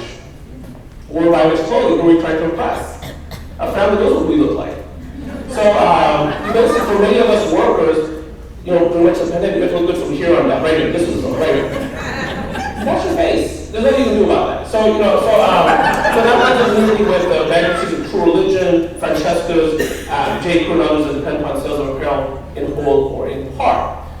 Now, the consumer is not 100% of demand. So one of the other things that we've noticed is that businesses are spending a lot on equipment because they can't find enough workers. They're investing more technology and equipment to try to make the workers they have more productive. And then, of course, another source of demand is the federal governments generally. This is federal government expenditures graphed back to the year 1990. These last two bars here are 2020 and 2021. And you can see how profound the growth was in federal government outlays in those years. One thing you'll hear is that the federal government will be a fiscal drag in 2022 because it'll end up spending about $1.5 trillion less this year than it did in previous years. So the Federal Reserve is pulling back on growth by raising interest rates. The federal government is pulling back on growth by cutting spending. And so this economy is set to slow and already has. Again, we'll get more into that over the course of the forecast. Let me talk about one other aspect of economic life, and then we'll go to the end. And that other aspect of life is real estate. Real estate and construction. So many of you, of course, are homeowners. We talked about the Federal Reserve early during the presentation. Their motivations were benign. They're trying to keep interest rates low, trying to stimulate the economy, trying to countervail the devastating effects of the early stages of the pandemic on the economy. Here I'm showing you interest rates of interest, the 30-year fixed mortgage rate in blue and the 50-year fixed mortgage rate in red. You can see that during much of the pandemic, mortgage rates were at record lows. You can also see that they've shot higher recently. The housing market is changing, of course. Fewer people going to open houses, fewer bids being made on homes, that kind of thing. But for much of course, the pandemic, the housing market is red hot. Now, I'm an economist, so I'm in the business of forecasting. I do not like to be surprised. I do not like admitting in front of audiences that I've been surprised, especially when there's a camera. But I have been surprised, not by the fact that home prices have risen during this pandemic, mind you, but by the fact that they've risen so much. This is the S&P Case-Shiller U.S. National Home Price Index. And you can see how profound the growth has been in home price over the course of this pandemic. And many people will say to you, this is a straight up bubble. This is 03, 04, 05 all over again. And we know how that story ends. And for the most part, those people are dead wrong. Remember 03, 04, 05, what was going on? Well, among other things, flawed lending. That was your subprime mortgage, that was your no document loan. Look back at historical data and see how many Americans missed their first mortgage payment. Got the coupon booklet, couldn't quite make that first payment. Flawed lending. And then the home builders collectively tried to meet that artificially elevated demand. Built a ton of homes, that house of prices had to tumble, and you can see it did. This is different. If there is this equilibrium in the housing market, it's not that we have too many homes for sale, it's that we have too few. This is the inventory of unsold homes. You know, you've heard this before. Hardly anything out there. Many of you probably are thinking, I'd love to buy in Bethany, because Bethany's awesome. Or some other place, nothing for sale. Now look back here, like years like 2006, 2007, 2008, how many homes are available for sale as the lending markets are shutting down because so many Americans have become delinquent on their mortgages.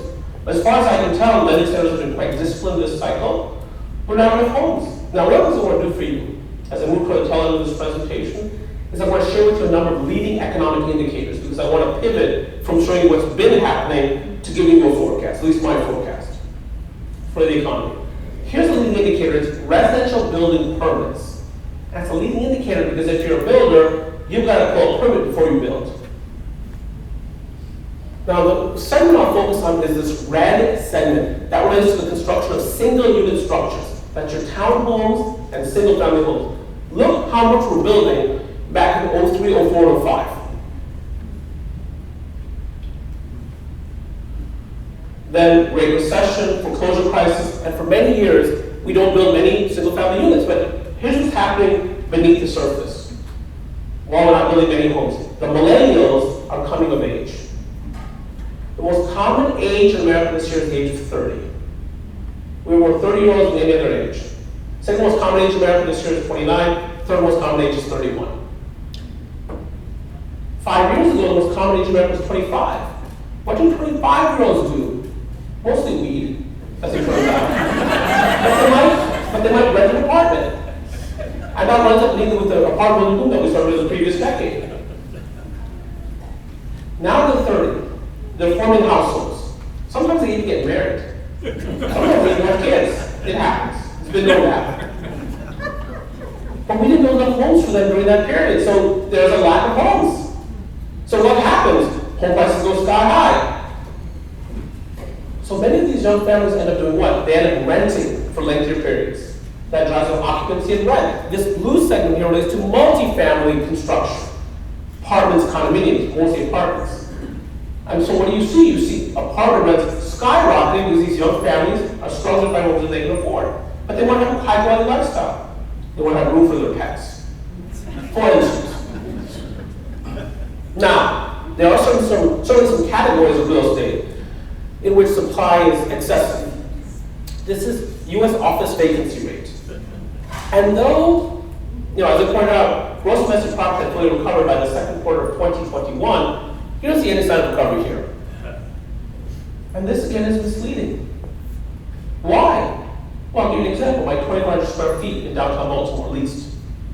It's not on the slide because it's leased. So it's not deemed to be vacant, even though it's vacant. It's vacant. Now, that lease comes up on November 30th, at which time I will vacate it. I'm moving from 2,500 square feet to 481. So as these lease renewals come up, you'll see more vacant office space at the market.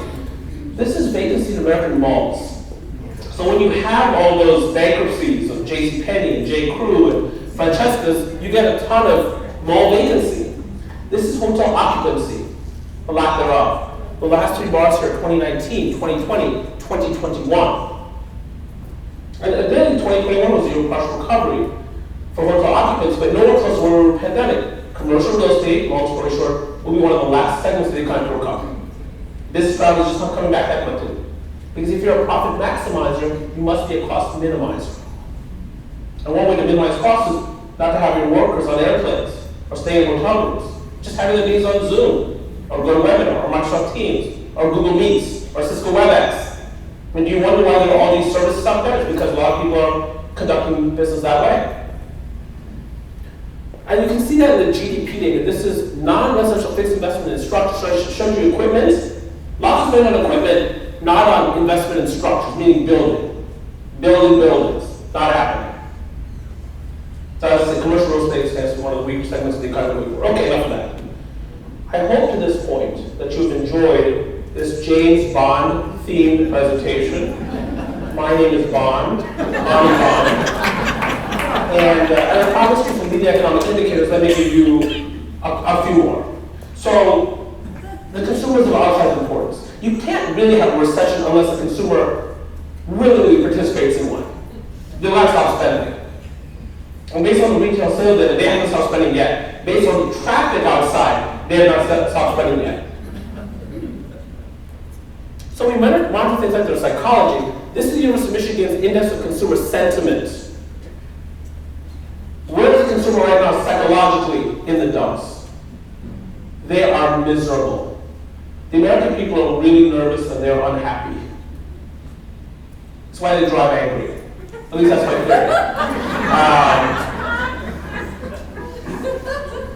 And what is the number one factor that is holding them down psychologically? Inflation. 40% of Americans say that financial concerns and money concerns are interfering with our mental health. I mean, it's a real problem out there. So the consumer says to the consumer confidence survey, look, I'm miserable as an American. I'm dealing with these inflation pressures. Our nation has a $30 trillion national debt. You know, I'm looking at these fuel prices, food prices, my rent is rising. I can't even buy a used car I can afford.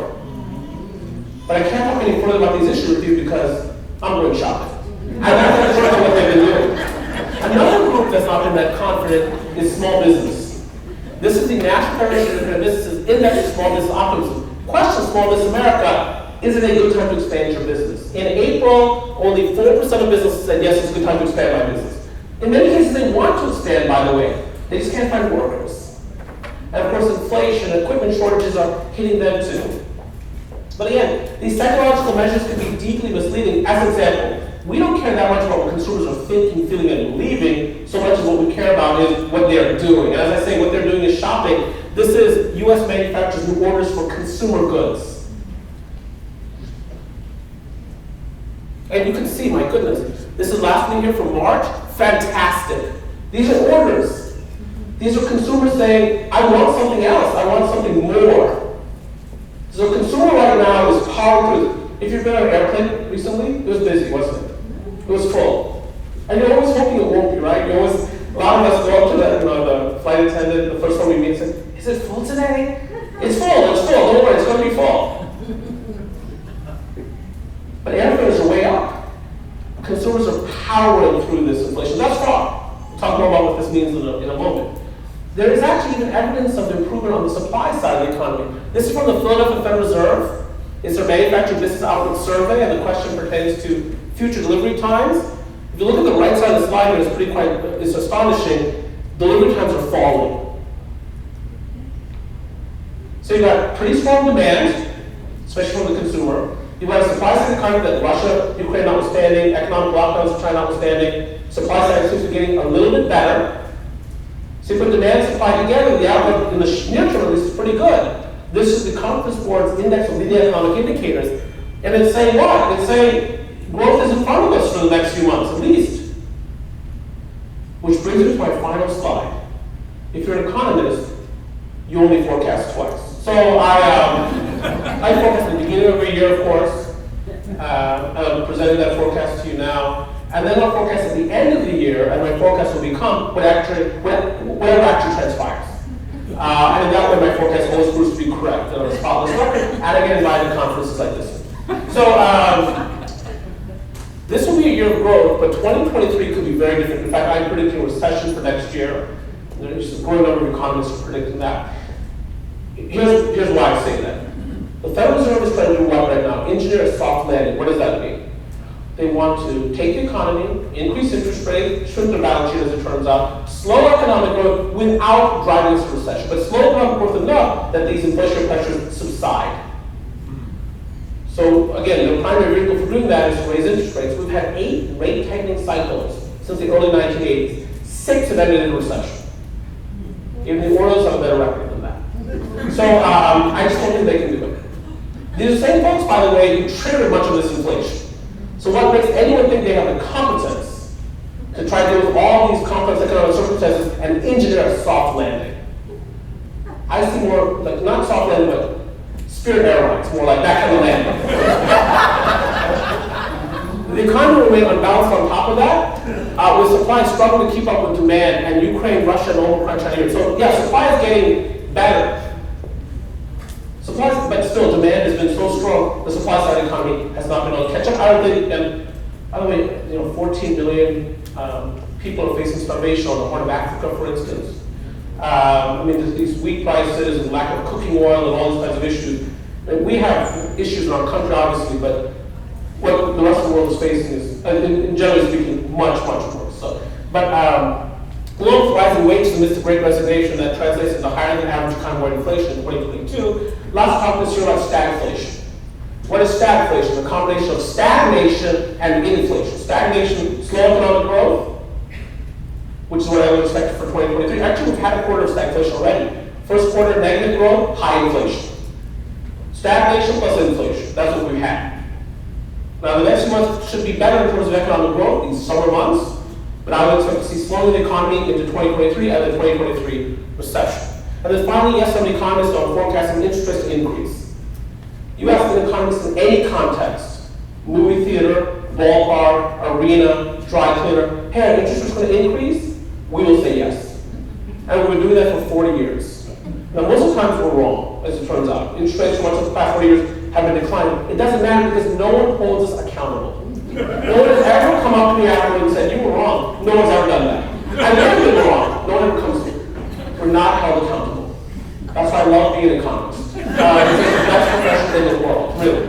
But this year is different. The Federal Reserve really is very serious about inflation. Jerome Powell made the statement earlier this week.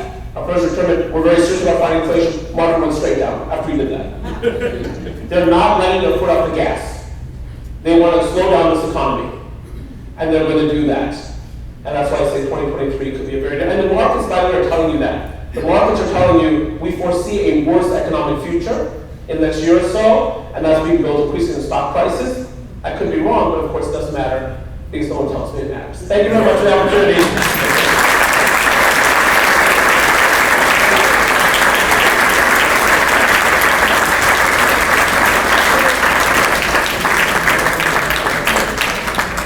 Thank you very much, Anirban. Do we have questions from the audience? We have a few minutes for questions for Anirban. Do we have a hand in the back?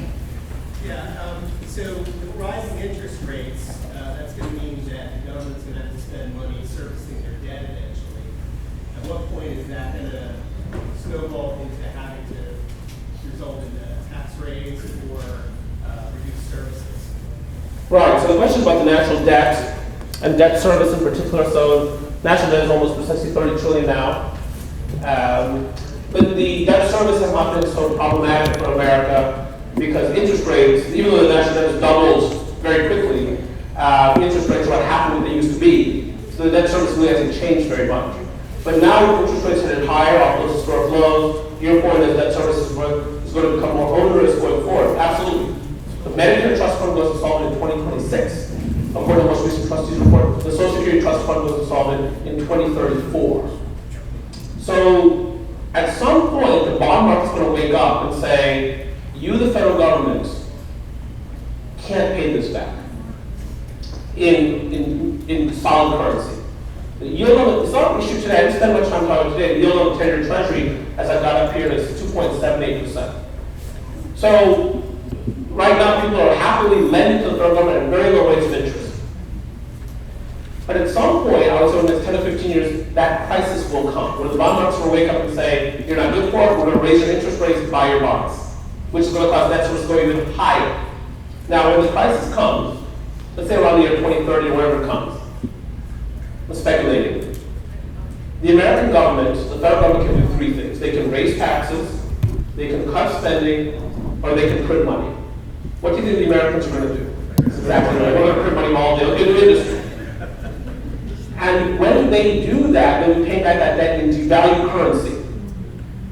And that's what creates, financial ripples and so on and so forth at that time. But it's not a 2022, 2023 issue, I don't think. It's a longer term issue. And so I hope that answers your question. Yes, sir. Yeah, we all, I think, now know that the word transitory is almost an obscenity. Why, I'm not asking you to explain how it happened, but I'm asking you to explain, as an economist, how do you think they deceived themselves, that things were not as bad as they were? Right, so the question is about why did they think the Federal Reserve? Why did they have this belief that inflation would be transitory, would be fleeting? And I think the answer is very simple. We have lived through several decades of plenty, right? For many, many years, many countries, advanced countries, were struggling to keep their inflation rate as high as 2%. The Japanese have been dealing with deflation for years, and that creates its own set of issues. Because we had this world where just, you turn the spigot and the water comes, right? The Chinese manufacturing engine, the Mexican manufacturing engine, the Indonesians, the Indians, the Bangladeshis, the Vietnamese, others. The supply of goods in the world, just grew massively, which is why, we can go to Walmart, for instance, and buy goods at cheap prices. Or subsequently go to Amazon and do the same thing. And so the notion, I think, had been that, look, supply chains work. They come back. The economy will normalize. This is pandemic. We shut it down.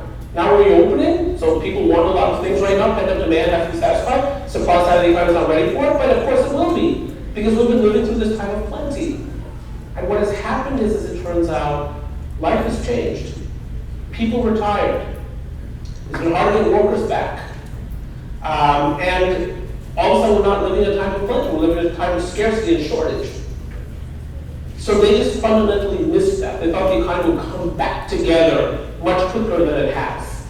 And now the problem is that inflation has become embedded within our expectations. So I'll give you an example here. Let's say you're a restaurateur and you print menus once a year, because printing menus, mass menus is actually very expensive. So before the pandemic, if I thought inflation was 2%, going to be 2%, maybe I'll build in 3% price increase, whatever, but keep my margins growing. 3.5, whatever it was. Now, what restaurateur thinks inflation is going to be 2% with respect to food? Nobody. So now I'm going to set in place very large increases in my menu prices based on my expectation. It becomes a self-fulfilling prophecy. Same thing with the labor union negotiator. If I've been negotiating 3 or 4 year contracts, and I've been coming into those negotiations thinking inflation is going to be 2%, well, for my membership, I might get 3.5 or 4% raise. But if for the last year inflation is only at 8.3%, and that's what I have in my mind as I go through those negotiations, I'm going to be asking for much more. I'm not saying that's right or wrong. I'm saying it becomes a self-fulfilling prophecy, those expectations. So the Federal Reserve now has to retether those expectations to 2%, and I actually think they need to drive us into recession to do that. It's going to take that to change our expectations, and that's my prediction for 2023. Any questions? One more question for Anirban. Yes. Yeah, you were talking about real estate and comparing different niches within real estate.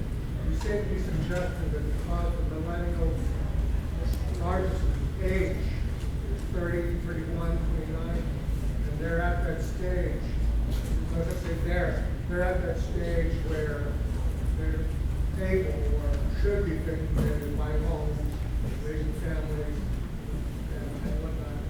That unlike the period in 2005, 2006, you don't, for various reasons, you don't see the collapse in residential real estate that you saw back then. Is that correct? Yes, that's right. So we had that collapse in residential real estate in 2008, foreclosure crisis.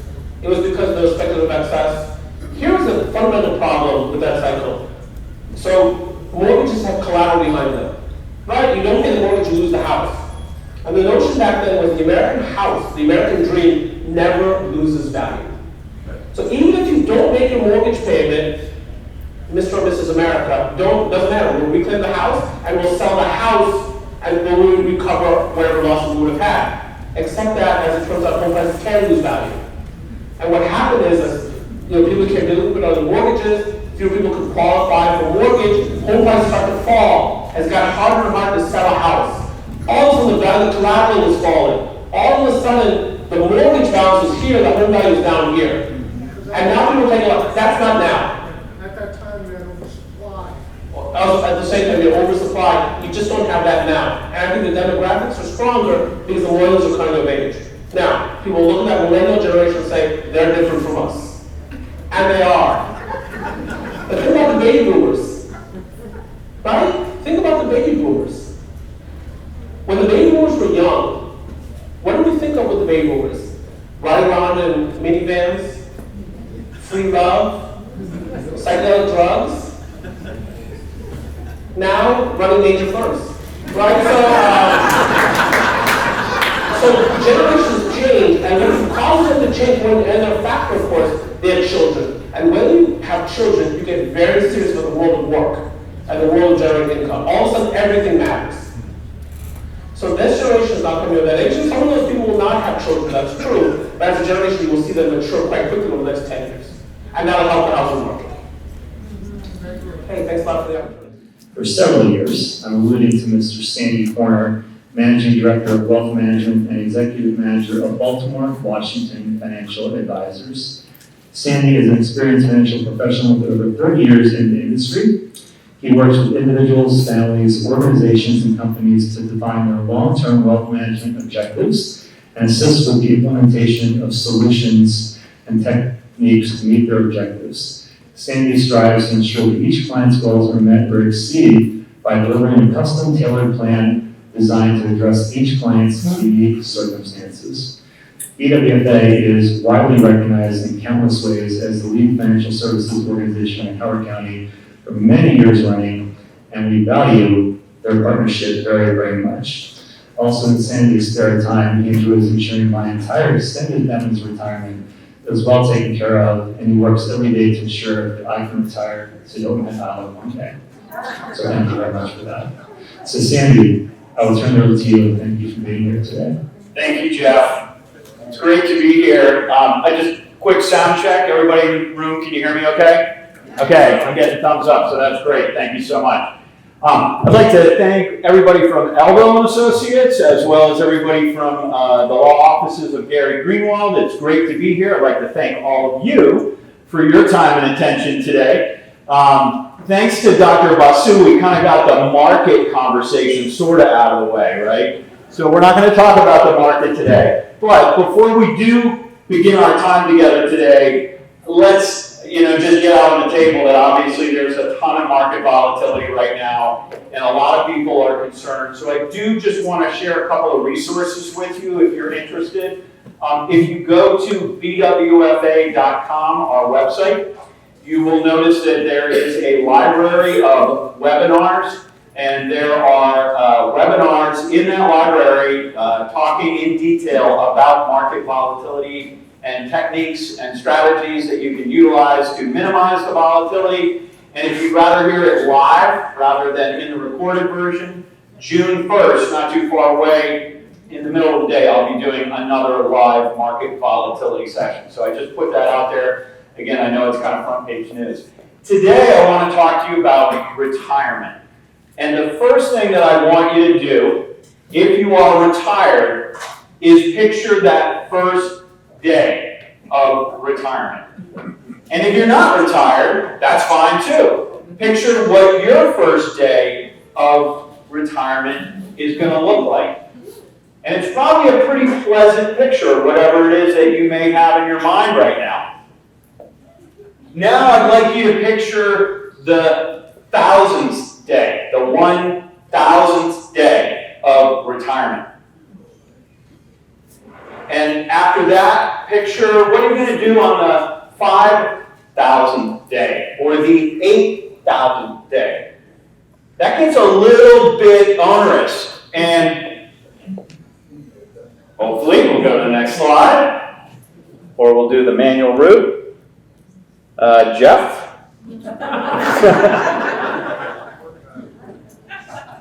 So it's changing here, but it's not changing there. Do I have an audio video person in the room? So let's keep talking. I'd love to go to that pie chart slide if we could. So I'm going to talk to you about a concept while they sort out the tech here for just a minute. It's a little bit ahead of schedule, but it'll allow us to use our time productively. Think about this for a second. About 100 years ago, maybe a little bit more, about 100 years ago though, there really wasn't retirement. 77% of the population over the age of 65, 125 years ago, was working. And when you did retire, it was a very short period of time. I'm waiting anxiously for that slide. You're going to love it when it comes up. Anyway, so this concept of retirement is relatively new. It's not something that we've been doing for a long time. Think about something that you're really good at, right? Like I shoot a mean game of pool. How did I get good at shooting pool? We had a table at my house when I was a kid. My dad loved to play pool, and we played all the time. I have a pool table at my house. I play with my kids. Maybe you're a great golfer, a tennis player, a cribbage player, a bridge player, whatever it is that we do. How did you get good at it? Well, you practice, or maybe you read something about how to be better at whatever it is. Maybe you're a great cook, right? You learn. How do we get ready for retirement? Generally, we don't. We just kind of get to retirement, and all of a sudden we go into it with not a lot of resources. So that's what the focus of today's presentation is going to be about. It's about giving you some resources to utilize as you go through your 8,000 days. So I'm going to be on my feet now because obviously I'm working without any audio visual behind me. So let me ask you all a question. Why 8,000 days? Does anybody know what the title of this presentation is all about? Anybody take a guess? I know some of you have heard this presentation before, so somebody help me out with an answer. Why 8,000 days? Excellent. I heard somebody say 20 years. Yeah, it's actually a little closer to 22 years. That's about the average length of retirement. And so one of the things we're going to do today is we're going to break down life into 22-year time spans. So think about this for a second. 0 to 22. I'm in elementary school, middle school, high school, college. Mom and dad are making me PB&Js. My teacher's telling me what to do. My college professor is telling me what to do. Got a lot of structure, even though, misspent youth, you got free time to go have fun, but a lot of structure. Always somebody pretty much telling me what I have to be doing. Then I graduate from college around 22 to 44. I start my career. And I have mentors and bosses and supervisors and managers. Maybe I have a spouse telling me what to do. I have, again, a lot of structure in my life. Then from 44 to 66, again, I'm maturing, but I'm in my career. I'm probably raising my family. Again, I may have a spouse or a partner who's, managing some of my life. I have a boss who's managing some of my life. My kids are requiring me to do certain things. That first 66 years of life, there's been a ton of structure around it. And then all of a sudden, I retire around 66 maybe. And all of a sudden, I have all this free time. And guess what? I don't know what to do with it. In fact, at BWFA, as you might be aware, we work with people on managing investment accounts and financial plans, and we do taxes and all that kind of good stuff. One of the common questions we get all the time is, what do I do with this time? What do I do? I feel comfortable that you're taking good care of my retirement nest egg, but I don't know what to do with all this time, which is one of the reasons why we've expanded our educational workshops from beyond just talking about investments and taxes and planning to much deeper areas about physical health, mental health, lifestyle topics, yoga, cooking, because people are craving that kind of educational information. So now that you've kind of segmented into these, again, 4 8,000-day periods, right? That makes the retirement challenge a little bit more manageable. Let me ask you a question. What percentage of retirees are ecstatic to retire? So I'm looking for a percentage. Yes, ma'am? Well, I don't know the answer, but I am. You are. Generally speaking, if you interview a room full of retirees, what percentage of them will be ecstatic to retire? Did I hear somebody say 30? Yeah, spot on. It's actually 33%. What percentage of that audience will be anxious about retirement? Anyone? Come on, help me out here. I'm doing the best I can. What percentage of that audience will be anxious? 60, yeah, 56%. And 4 to 5 or 8% are bored, and there's a couple other little ones in there, but more than half of the people are anxious about their retirement. And I think, again, that's because we don't have enough information about how to deal with that. So if you try to, walk away from your career on day one and figure out what you're going to do for the next 22 years, it's pretty mind-boggling. So I'm going to break it down into 4 phases for you. I'm going to start with the honeymoon phase. Okay? That's going to be when you're retired, but you're not really retired yet. Then I'm going to go into the big decision phase. By the way, these phases aren't necessarily 1,000 days, 2,000 days. They might be 100 days for you, and they might be 1,000 days for you. They're different for everybody. After I get through the honeymoon phase and the big decision phase, and yeah, that's just what it sounds like, folks. That's where you got to make the big decisions. It's hard. Then I'm going to go through the navigating longevity phase. And after I go through that phase, I'm going to go to the solo journey.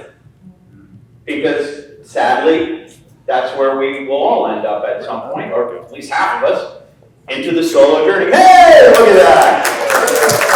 Fantastic. Mr. Bill Walter, everybody. What's that? Mr. Bill Walter, everybody. Does this work? Oh, yeah, it works. All right. So let's recap a little bit about what we talked about real quickly, and then we'll get moving into this. So here's the chart that I was talking about. More than half the people are literally anxious about retirement. About 1/3 are ecstatic. Some are lost and bored. I'm trying to get you all into the ecstatic area. I also just want to give a shout out, and I would encourage you, not right now, but later, Google the MIT Age Lab. A lot of my information came from that. Yes, MIT, just as you imagine, Massachusetts Institute of Technology. In my hometown of Boston, actually Cambridge, but you all know where that is. This is Joe Coughlin. He runs the MIT Age Lab, and there is a lot of really interesting information that they've put together. And again, we talked about the 8,000 days, the 4 phases of retirement, and how do you prepare for your 8,000-day retirement. So I'm just going to get these out of the way quickly so we can get back on track. But I think as we all know, right, if you're a healthy 65-year-old couple, there's a pretty good shot that you're going to make it to 92 or beyond. Keep in mind, this is a national average too. So if you're living in Howard County and you're taking good care of yourself, and I'm looking around the room, you all look in pretty good shape to me, you're probably going to even exceed these averages, okay? So this was the lifespan of 8,000 days that I talked to you about. Again, early on, family, teachers, guides, professors, bosses, mentors, colleagues, employers, and then all of a sudden, 1/4 of our life, and we have no script for it. And some people find that really, really terrifying. So we're going to talk about how we deal with this. So, because we're jumping around the slides, you already saw the next slide, so I'll just tee this one up really, really quickly. This is the traditional retirement story, right? 50 years ago. You retired, played a little golf, maybe did a little travel, a little recreation. Retirement wasn't a long period of time for most people. It was a shorter period of time. But what about today? Today, everybody's all over the place, right? People are picking up and moving across the country. People are traveling all the time. Technology is allowing us to do things that we never thought we would do. Medicine is helping us to live longer. We're eating out more. We're doing charitable. We're doing educational classes. We have, a lot more ability to get around. We're much more mobile than we were. So the new retirement story looks very different. And again, just remember, we don't have a lot of practice at this. We haven't been doing this for a long time. So how do we get good at it? So here are the 4 phases, as I mentioned to you before. The honeymoon phase, the big decision phase, the navigating longevity, and the solo journey. So let's talk about some of these. The honeymoon phase. Again, this is when you tell everybody you're retired, but we all know you're really still working 20, 30 hours a week at the office. You say you're retired, but you're not quite retired yet. Think back to times during quarantine, pandemic, coronavirus, right? When we were all in our houses. If you were like me, you were with your spouse and your 3 kids and your 5 dogs, and you never went anywhere for months at a time.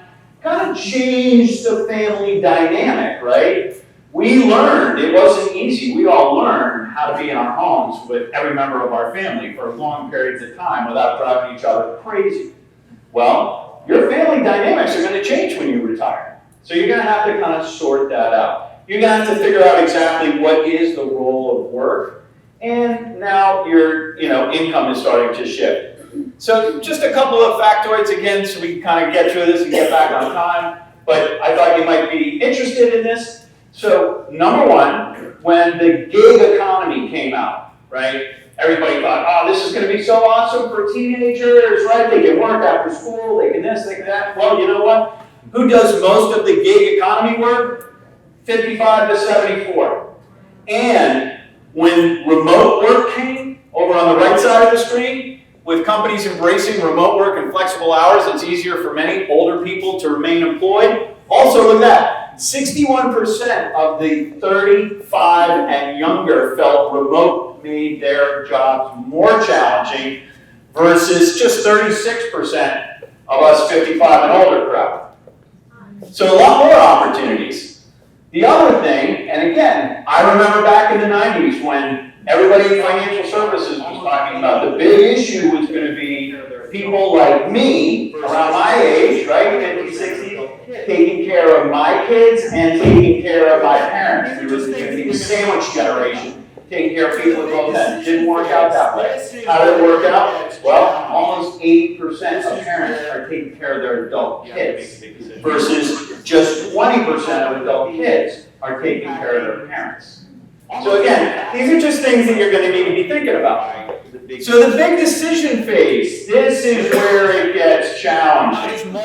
This is where you have to make big decisions. What's going to be your purpose? And this is going to probably be impacting almost every facet of the rest of your life. Why the big decisions that you're making during this phase. Where are you going to live? You're not as mobile anymore right now. So how are you going to get around? What's going to be your purpose? Things of that nature. So let's talk about that. So clearly, am I buying a bigger house? Am I buying a smaller house? Am I staying in my house? Well, if I stay in my house, I'm going to need to remodel some things because it's not really set up for me right now when I'm going to be 85 or whatever the age may be. We'll talk later about. Or do I want to go to a senior community? Maybe a CCRC or assisted living or what is it that I want? And if I move, I just pulled myself out of my social network. So how am I going to recreate the social network? We'll talk later about why that is so important. We have a ton of clients who say, again, do we just stay put and make our homes aging friendly? Or do we, again, move to a warmer climate? Whatever it might be. Believe it or not, one that always gets people saying, who moves to a bigger house when they retire? We have a ton of clients who say, you know what, we've been living in the suburbs or we've been living in the city close to work, and now we have freedom, we want to go to the country, we want to have a big place. This is my personal favorite slide. I hope it'll be yours too. I happen to be a big fan of ice cream, and I hope you'll notice that is a real sugar cone with real ice cream. There's no soft stuff up there with a waffle. So let's talk about who's going to change your light bulbs, how you're going to get an ice cream, and who are you going to have lunch with. So these three things may seem elementary, but they really describe some of the biggest challenges that you're going to have. So one of the times in the last couple of years when I did this presentation, a woman came up to me and she said to me, "Oh my gosh, the light bulb story."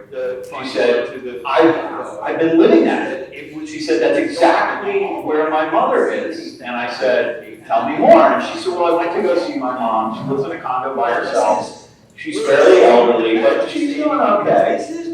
And when I walked in the front door to the condo, she said it was really dark in the hallway. I couldn't see anything practically. And then I looked up and I noticed the light bulb was up.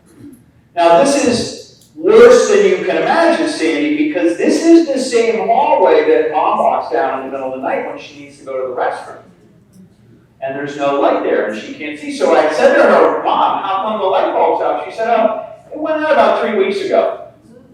She said, "I knew you would come to visit. I was just waiting for you to come change it for me." But think about that. That means 3 weeks that Mom was walking down a dark hallway in the middle of the night. And we all know that when you get through the big decision phase and you're into the navigating longevity phase, and that's where Mom was, maybe Mom was kind of actually in the solo journey, that a slip or a fall can be life-altering. So whether it's the light bulb, whether it's your water filter, whatever it is, how are you going to change that? How are you going to get an ice cream cone?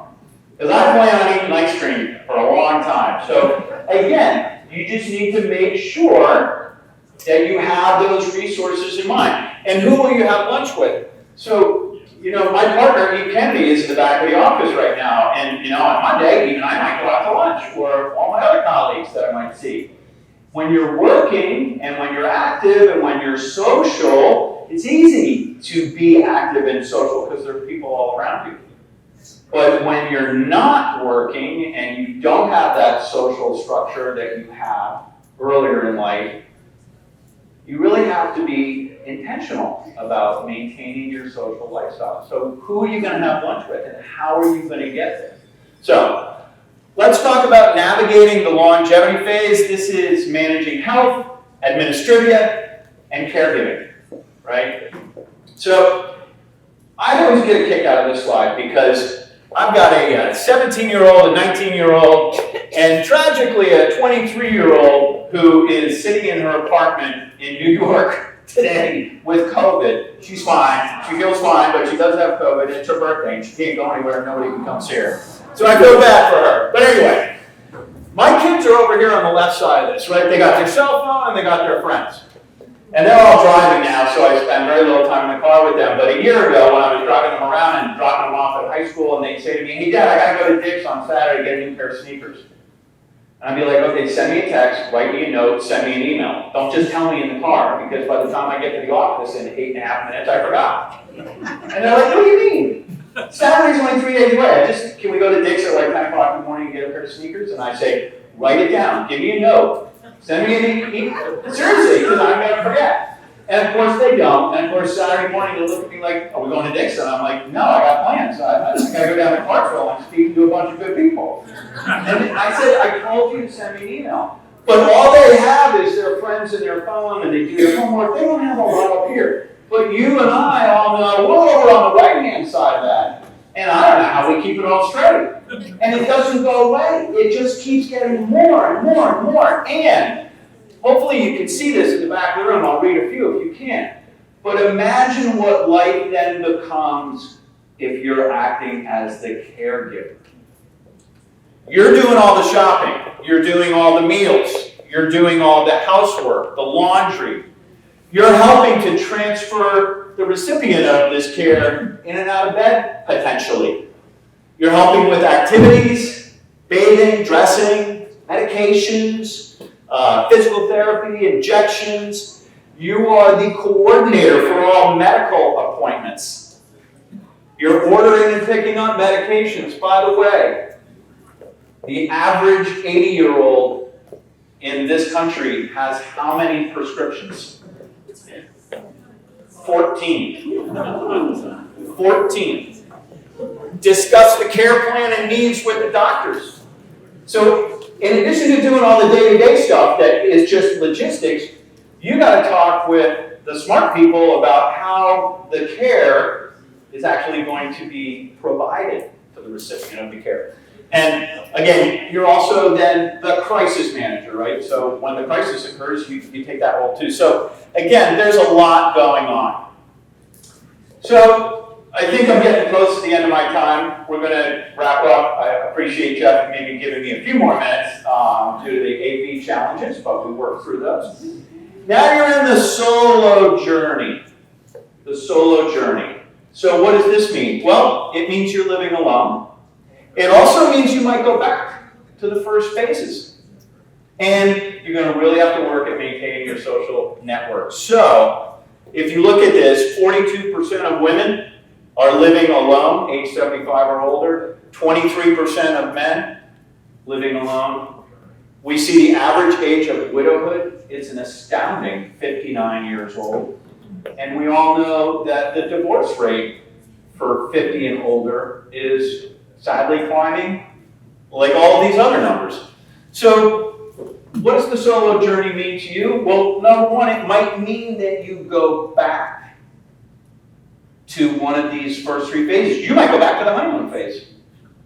The other thing too, think about this for a second, when you made the big decision about where you were going to live, did it take into consideration where the surviving spouse or partner would want to go when they were in their solo journey?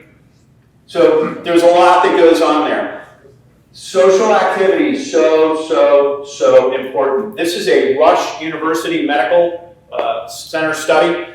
Almost 1,000 seniors, 906, age 80. They measure motor skill by walking in a straight line, standing one-legged and on tiptoes, turning a full circle without falling, placing pegs in a pegboard. And as you can see, 1 point difference in social activity corresponds to a 5-year difference in motor skills. And it goes all the way from you're socially active once a year, or maybe not even, to several times a year, several times a month, several times a week, almost every day. And if I could move myself a couple of points on this and shave off 10 years of motor function aging, that would be a great thing. So let me go into conclusion with you. And I thought Joe Coughlin, again, rounded this up pretty well. The 4 retirements, again, the honeymoon phase, the big decision phase, navigating longevity, and the solo journey. The 4 retirements enable a clear vision to come to plan and to anticipate what is likely to come. Effective preparation can thereby reduce the stress of uncertainty. Remember, 56% of people are anxious about retirement. And boost prolonged independence and control in the life so many wish to lead tomorrow. I also, like they said, effective planning must be about more than financial security. If you've ever come to a webinar that I've done at BWFA, and some of you in here know we do like 180 a year, we always talk about the importance of the big picture. It's not just about the 401k or the IRA or Social Security or do you need long-term care. It's about having an integrated and holistic approach to helping people not just live longer, but live better. And so it is the trade-off, right? So how much will it cost and what will I do? The two are kind of linked. So just a couple of closing slides for things that you might want to be thinking about. Number 1. What if you live to age 100? You might. Number 2, what if some new thing costs extra money? Like, did you plan for the cell phone? Did you plan for the $300 a month you're paying to Comcast or Verizon Fios or whatever. I mean, we all chuckle, right? But some of those things pop up and you might not have predicted that. There will be something that will cost you something that you didn't know about. What if your investment returns are only, okay, let's not go there today. But you get the idea, right? It's going to happen. It's not an if, it's a when. And what if the cost of living increases, like by 8.2%, like it is now?